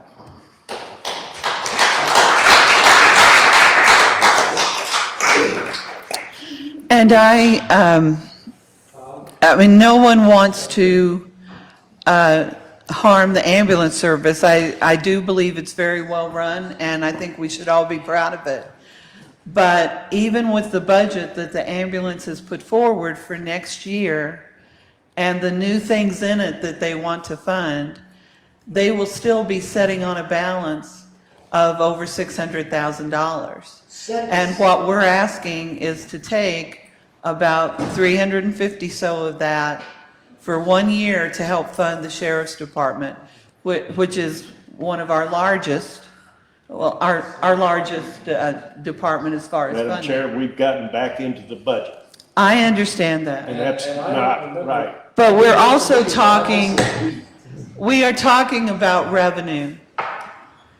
And I think it's important that people understand we are trying to do everything we can. It's not a situation where we just automatically defaulted to raise everyone's taxes to get more revenue. We're looking at other revenue sources. And Tom hates the idea, obviously you can tell, hates the idea of taking any of that balance from the ambulance. I hate the idea of property taxes. But I think we as a board have to keep an open mind, because even if we do both, the property tax maximum and the ambulance sales tax, it still doesn't cover our deficit.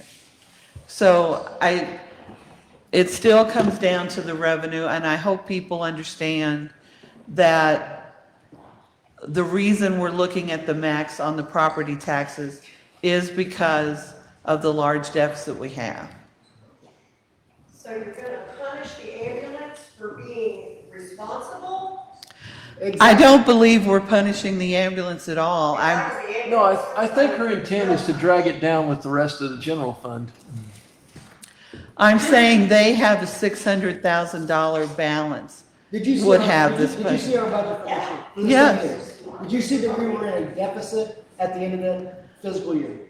And operating, but you still have a balance in your accounts. Okay. Do you think that we have that balance just to blow, or is it to buy equipment that we need if something goes wrong? You have the purchase of a new ambulance in the Okay, budget. That's an ambulance, it's $365,000. I have a cardiac monitor that goes down, it's $70,000. I have 5 of those. That's $350,000 out of that $6,000 or $600,000 that you're talking about. We're broke if you take my money and the ambulance's money. And like I said, this is not the place and time to debate or to discuss this, but I'm gonna tell you right now, I'm gonna fight this till the end. Maybe you can all tune into the budget hearing and you'll hear more back and forth. You will. I know, I'm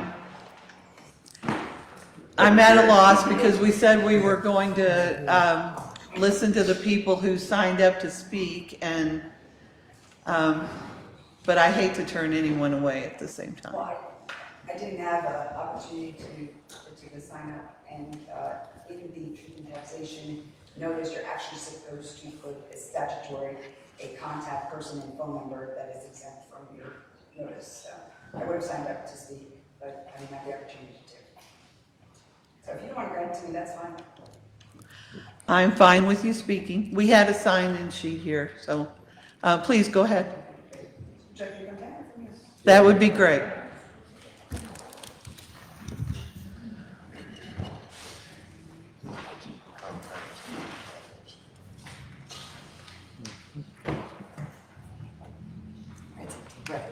Good evening, guys. I'm Deborah Hashman, a taxpayer, resident of Pike County.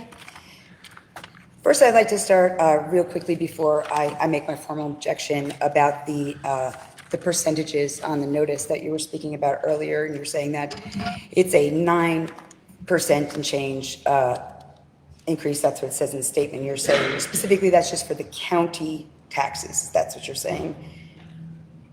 Yes. Okay. Well, this is a truth and taxation hearing, and it is supposed to be held for the total aggregate tax levy, which is 17%. Not 9, 17. So I'll go on with my formal complaint.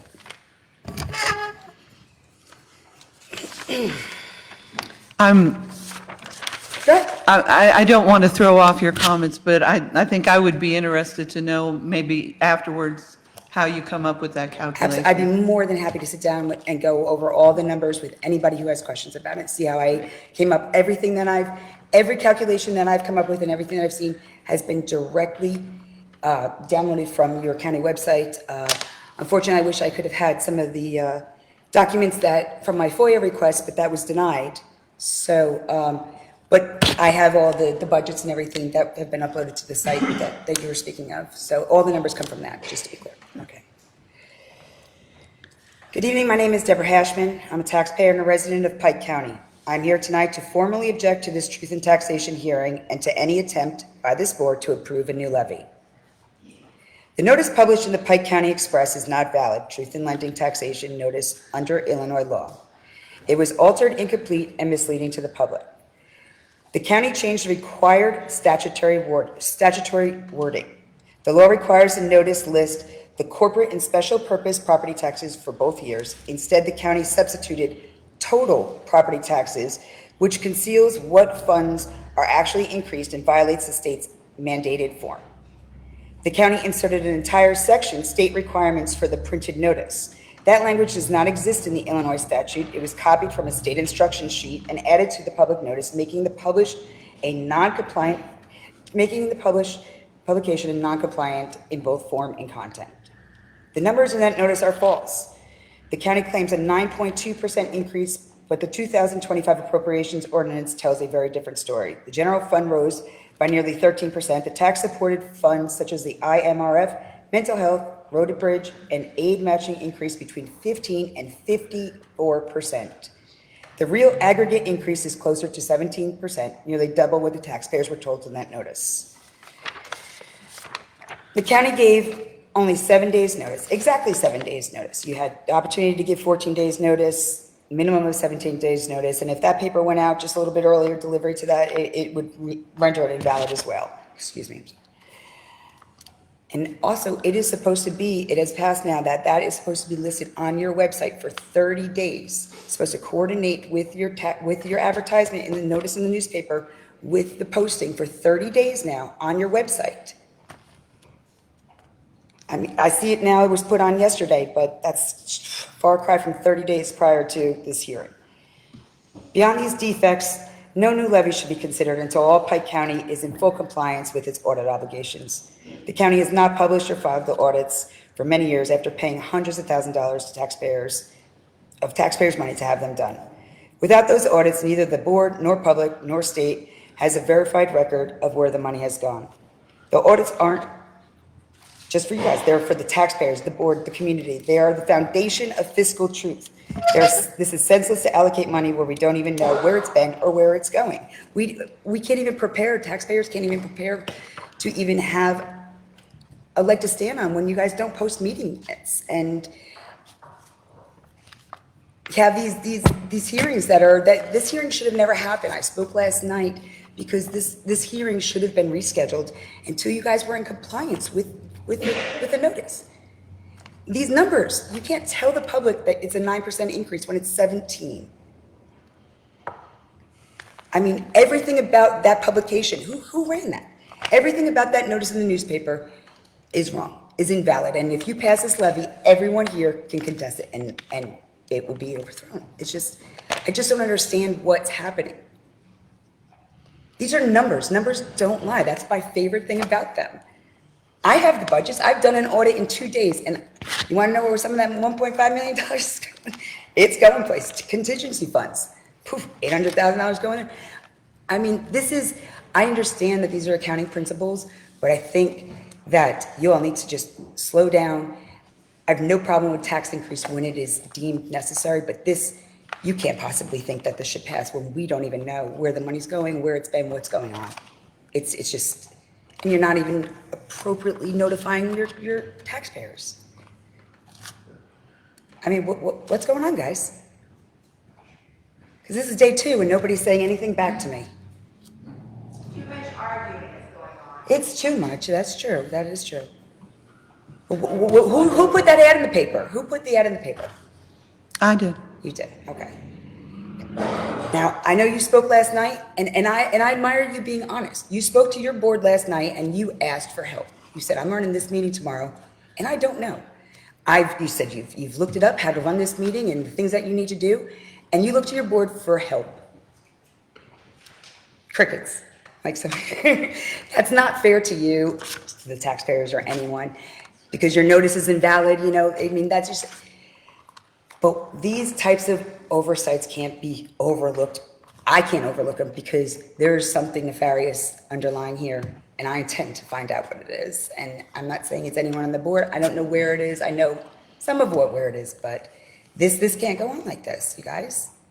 What do you guys need to do to get this right? I mean, hire an internal auditor. Why do you have to spend $600,000 on these external audits? You know why they're not getting done? Because I think they're not getting the supporting documentation for the charges that are in our accounting system, because they don't exist, because a lot of them are fabricated. That's what I think. How do we fix this? No auditor is going to sign off on these reports if they can't get supporting documentation to send to the state. They're just going to get bounced back. Yeah. What can we do? They've got the supporting document this time. They've been requested. They've got, like they said, 21 is done, 22 is partially done, so they're working through that. I say that they're getting the supporting documentation. They wouldn't have been able to finish the 2021 audit or the 2022 audit. So those are getting done. Nothing happens as fast as we want it to happen. It was there's a lot of problems that need to be fixed before we could get to the point you were wanting to get at. I would love for you to, you have on my email, send me your math to get to your percentage, and we'd be happy to look at that. Absolutely. I mean, I'm an accountant. I mean, I get that I have the background for it, but there's nothing special that I did in this last week to sit here tonight and go, this is not okay. That your budgets, the appropriations, the money, the FOIA, everything. Oh, I beg your pardon. It took me a week. There's nothing special that I did to see that this is a mess. And it's not, you guys, it's not going anywhere. Everybody's pointing fingers and, you know, what do we need? I went with Representative David Meyer this morning, and I spoke with him. And we had a very, very good meeting, and you know, he's gonna be in town here next week. And listen, I'll volunteer my time. You guys need help? I'll help. Y'all have my email address, because I've emailed every single one of you before. So call me. I will help wherever you need. This needs to be fixed. And I feel like a lot of people would be willing to help. I feel like, but a lot of doors are closed here. And you know, my husband and I moved here to start businesses. We were incentivized. We were paid to come to Pittsfield, and everything has fallen apart since we've been here since March, and that's not fair. And I can't imagine what these people feel like behind me that have lived here for their entire lives or generations. So we all need to work together as the board. Everybody wants to put a label on anything, boards and elected officials and taxpayers, and you know what? We all live here. And if this falls apart, what happens? Now, come on. We all gotta do better and tighten up, for real. Deborah Hashman, if you need my help, let me know.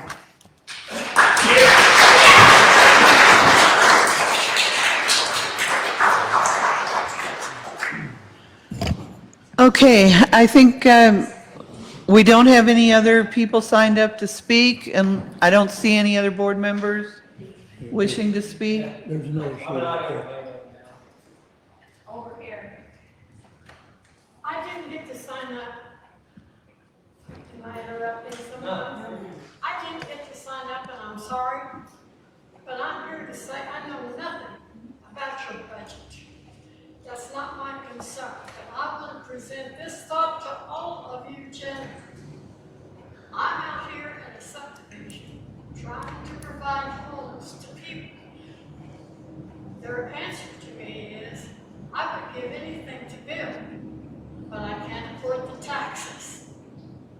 How are you going to fill this budget without my housing and everybody else's to pay those taxes?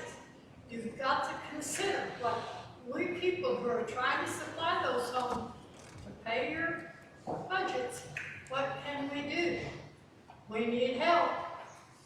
And when these older people on Social Security or whatever, they can't afford it.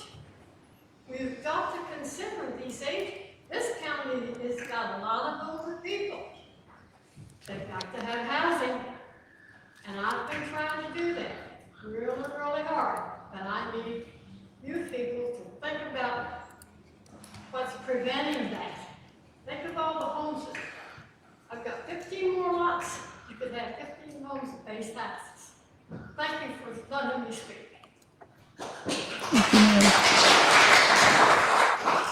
Sir, did you? One more, sorry. I'm David Friesmeyer, and I apologize, I'm ignorant to you guys' history, But any business owners up here? Business owner? Somewhat business owner? Would this work if you owned a business? It doesn't seem that anybody even knows what the numbers are. And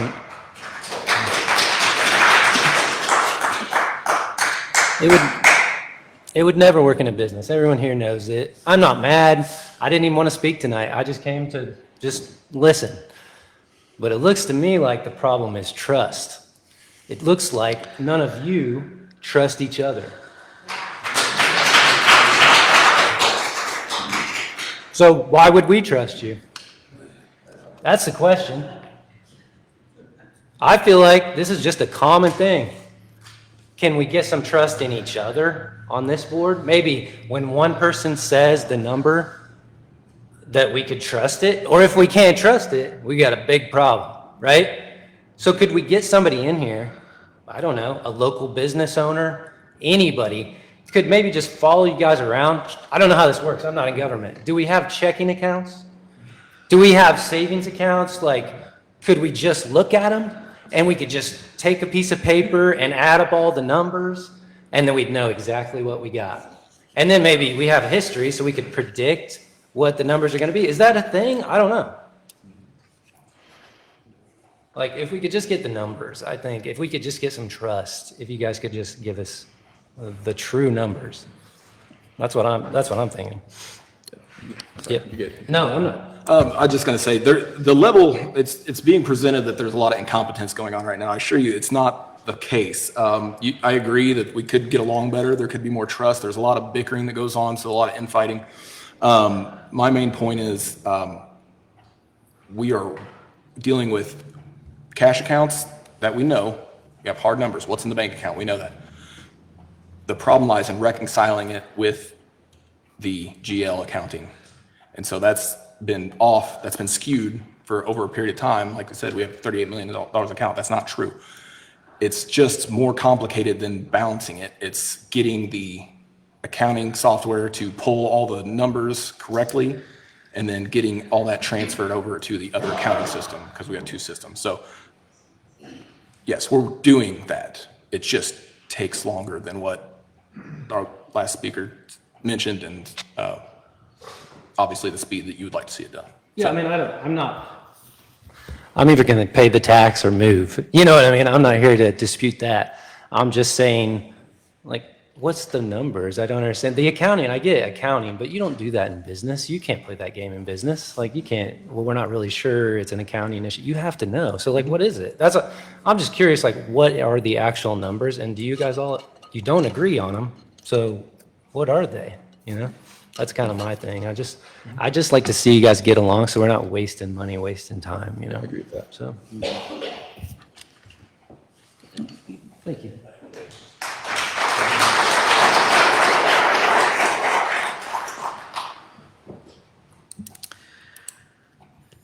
Okay. Anything else?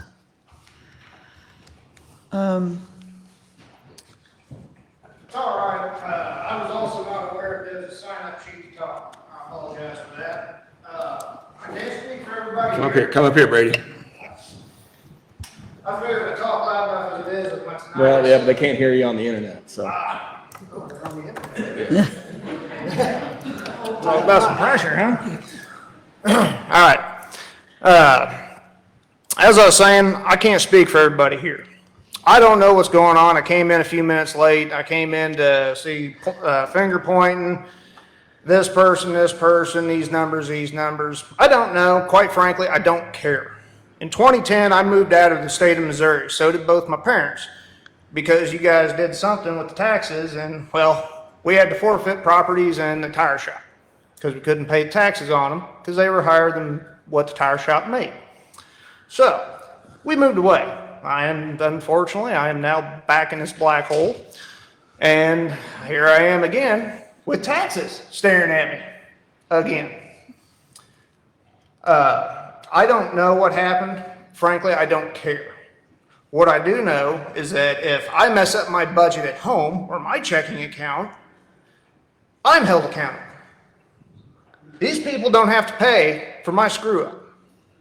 And I don't think any of us should have to pay for y'all's field.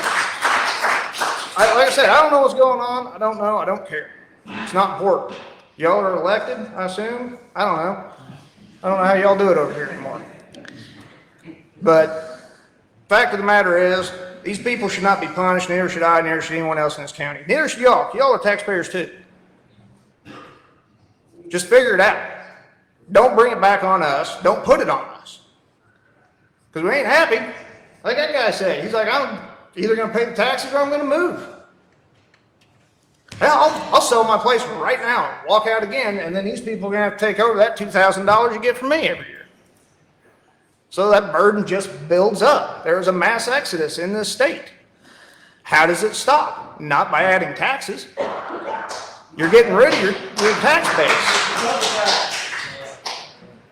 Now, like I said, y'all do you. I don't care. I'm in that guy's boat too. I'll leave. I don't care. I've already tore up my roots once. I'll do it again. I'll go back across the river to Missouri. It's where all y'all go to get your gas anyway.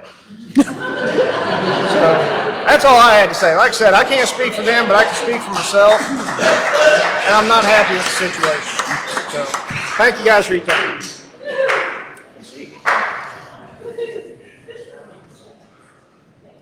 I appreciate what he said, but I just want to make one statement on that, is that I'm not okay with changing these taxes, and I'm not moving.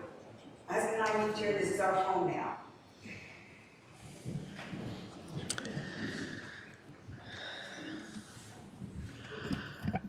Okay.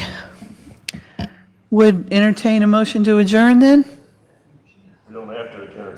It's just over. All right. Thank you all for coming. We appreciate it, and thanks for the comments.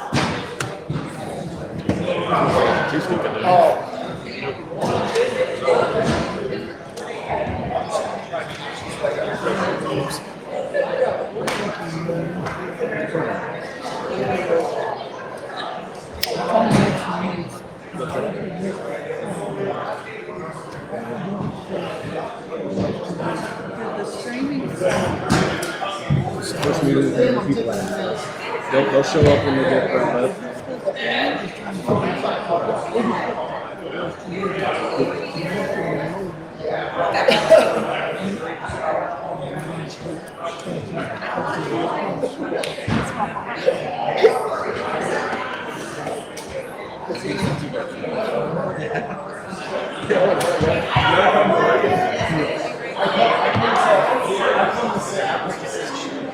Nice to meet you.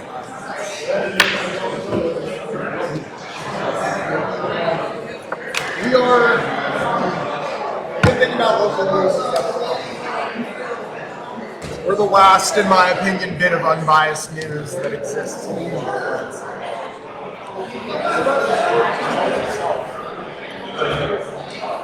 Thanks, Lynn.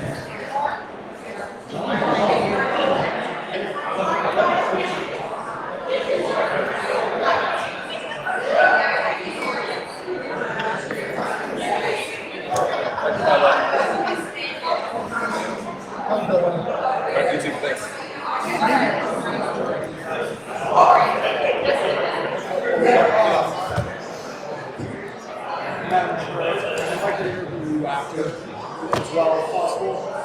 All right.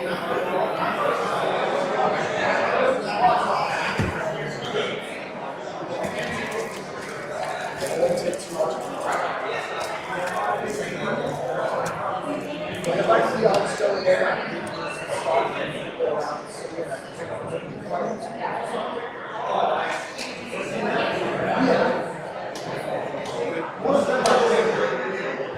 I can't say all this stuff.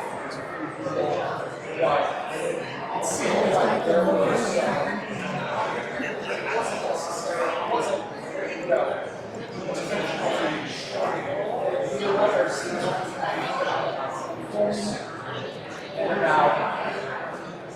there was something about I can't tell if I'm still streaming or not.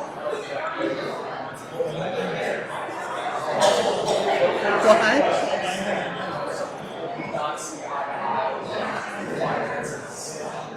Could you seriously? Would you do that, seriously?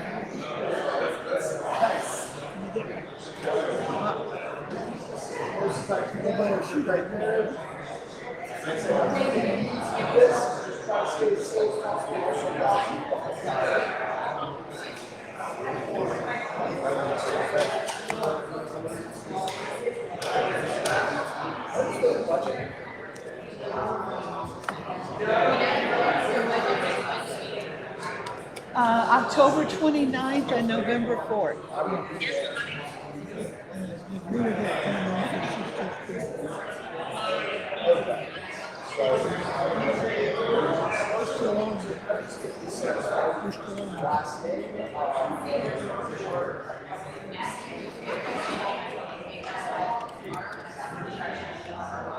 Everything's dark. I can't. What? She said they had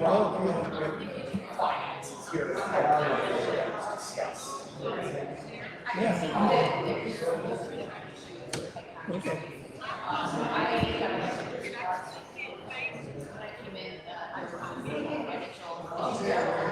You can't see my face, but I got my back to it. Okay. So you're still live. Okay. Okay. That's what I wanted. Can she hear us? Can she hear me? Okay.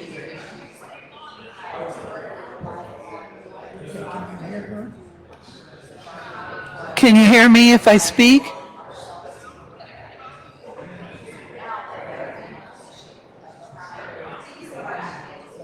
Probably on the phone. Maybe I can go.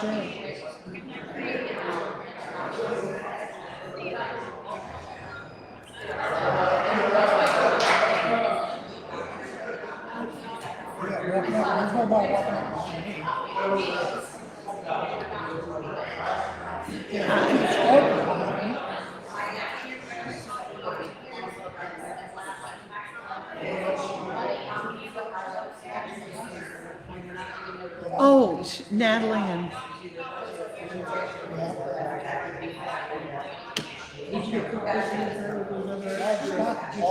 Well, I've been talking to Don, and I got a hold of the sheriff again. no. Like $500,000, and I'm like trying to figure out what's going on with his. But as far as getting the detailed stuff, what I was trying to sit there and show was a budget for the clerk's office and the elections and everything. I was really hoping that the election cost was like $50,000, and she put us in this platinum practice costing us $100,000. I look back at Donnie's stuff and everything, and yeah, it was costing about $100,000 to run an election. So I'm like, all right, the software wise, I can't really make that argument that like Paycom. I could say Paycom is just turn it off. Yes, and my monitor and everything has gone completely dark. It's not, I don't have any screen to work with. Hey, I you. can point that out as we go through it. I'm all right. Trying to turn off the So feed. yeah, getting you the detailed stuff is helpful. It's gone dark. And then I also saw a Facebook I saw post where Bobby before. I didn't see you. I guess they had a guy or something that donated $1,000 to the animal shelter, and then she heard that it went to the general fund. So I was going to try and see. I don't think it does. Well, the thing I don't is know what that their I tried to explain. calculation's going to. Yeah, well, I explained it to my wife. It's not like there's a, I mean, it all goes to the general fund. I mean, any of that goes into the same kitty. Well, So it wouldn't be the general. So if it gets donated to the rabies fund, that's a whole different checking account that should be tapped. Okay. So maybe that's what we need to be doing. I mean, I'd have to check with Terry and then find out, because I know you got donations going one place, TNR going someplace. And they designate where those go. Yeah. Well,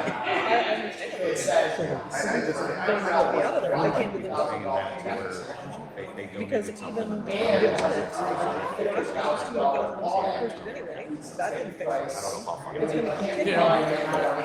so no, Don was great about getting me some stuff. Apparently the sheriff has a 060 fund with all their stuff that they got, and that is, I mean, I don't have. They've got one outside of it. Yeah, so I don't have anything in, I mean, she's seen it, it. I don't know how she's seeing it in CIC, but it's not part of the budget. It's not on any of the reports I'm getting. So this whole 060 fund. I don't know where she's seeing it in CIC then. Then well, maybe she's pulling up on a different software system. I don't know what it is. But ask her about that, because then I asked about, well, when Scott sends me the reports, I'm sorry, I thought you he says, well, maybe the report he's sending you is budget report, and then. Was she sending you the sheriff's fee thing that she gets that she? Well, she sends it a spreadsheet that Brings it all sends out. over, but she says that it's actually accounted for in this 060 fund. It's like there's 060 something something, we'll say 1, 2, 3, 4 is fees, and then the other one, 1, 2, 3, 5 is drugs. And so there's it's broken out that when she gets the spreadsheet, she enters it in, but then there's only one deposit coming out of all the loans into his 4410 fund for revenue. So he has budgeted $500,000 in revenue for sheriff fees, but when he gave us his budget last time, he showed 800,000. So I'm like, well, I gotta figure out, is he overstating by 300 or is there 300? Running around so much. And part of that has to do with the boarding prisoners. I mean, because we're talking about how expensive it is to board prisoners, we're gonna shut the jail down or whatever else. But the thing is that we're getting 247,000 of the 250 we're spending. I know. So I'm like, how is that costing us money? And this is the first time I've ever heard that.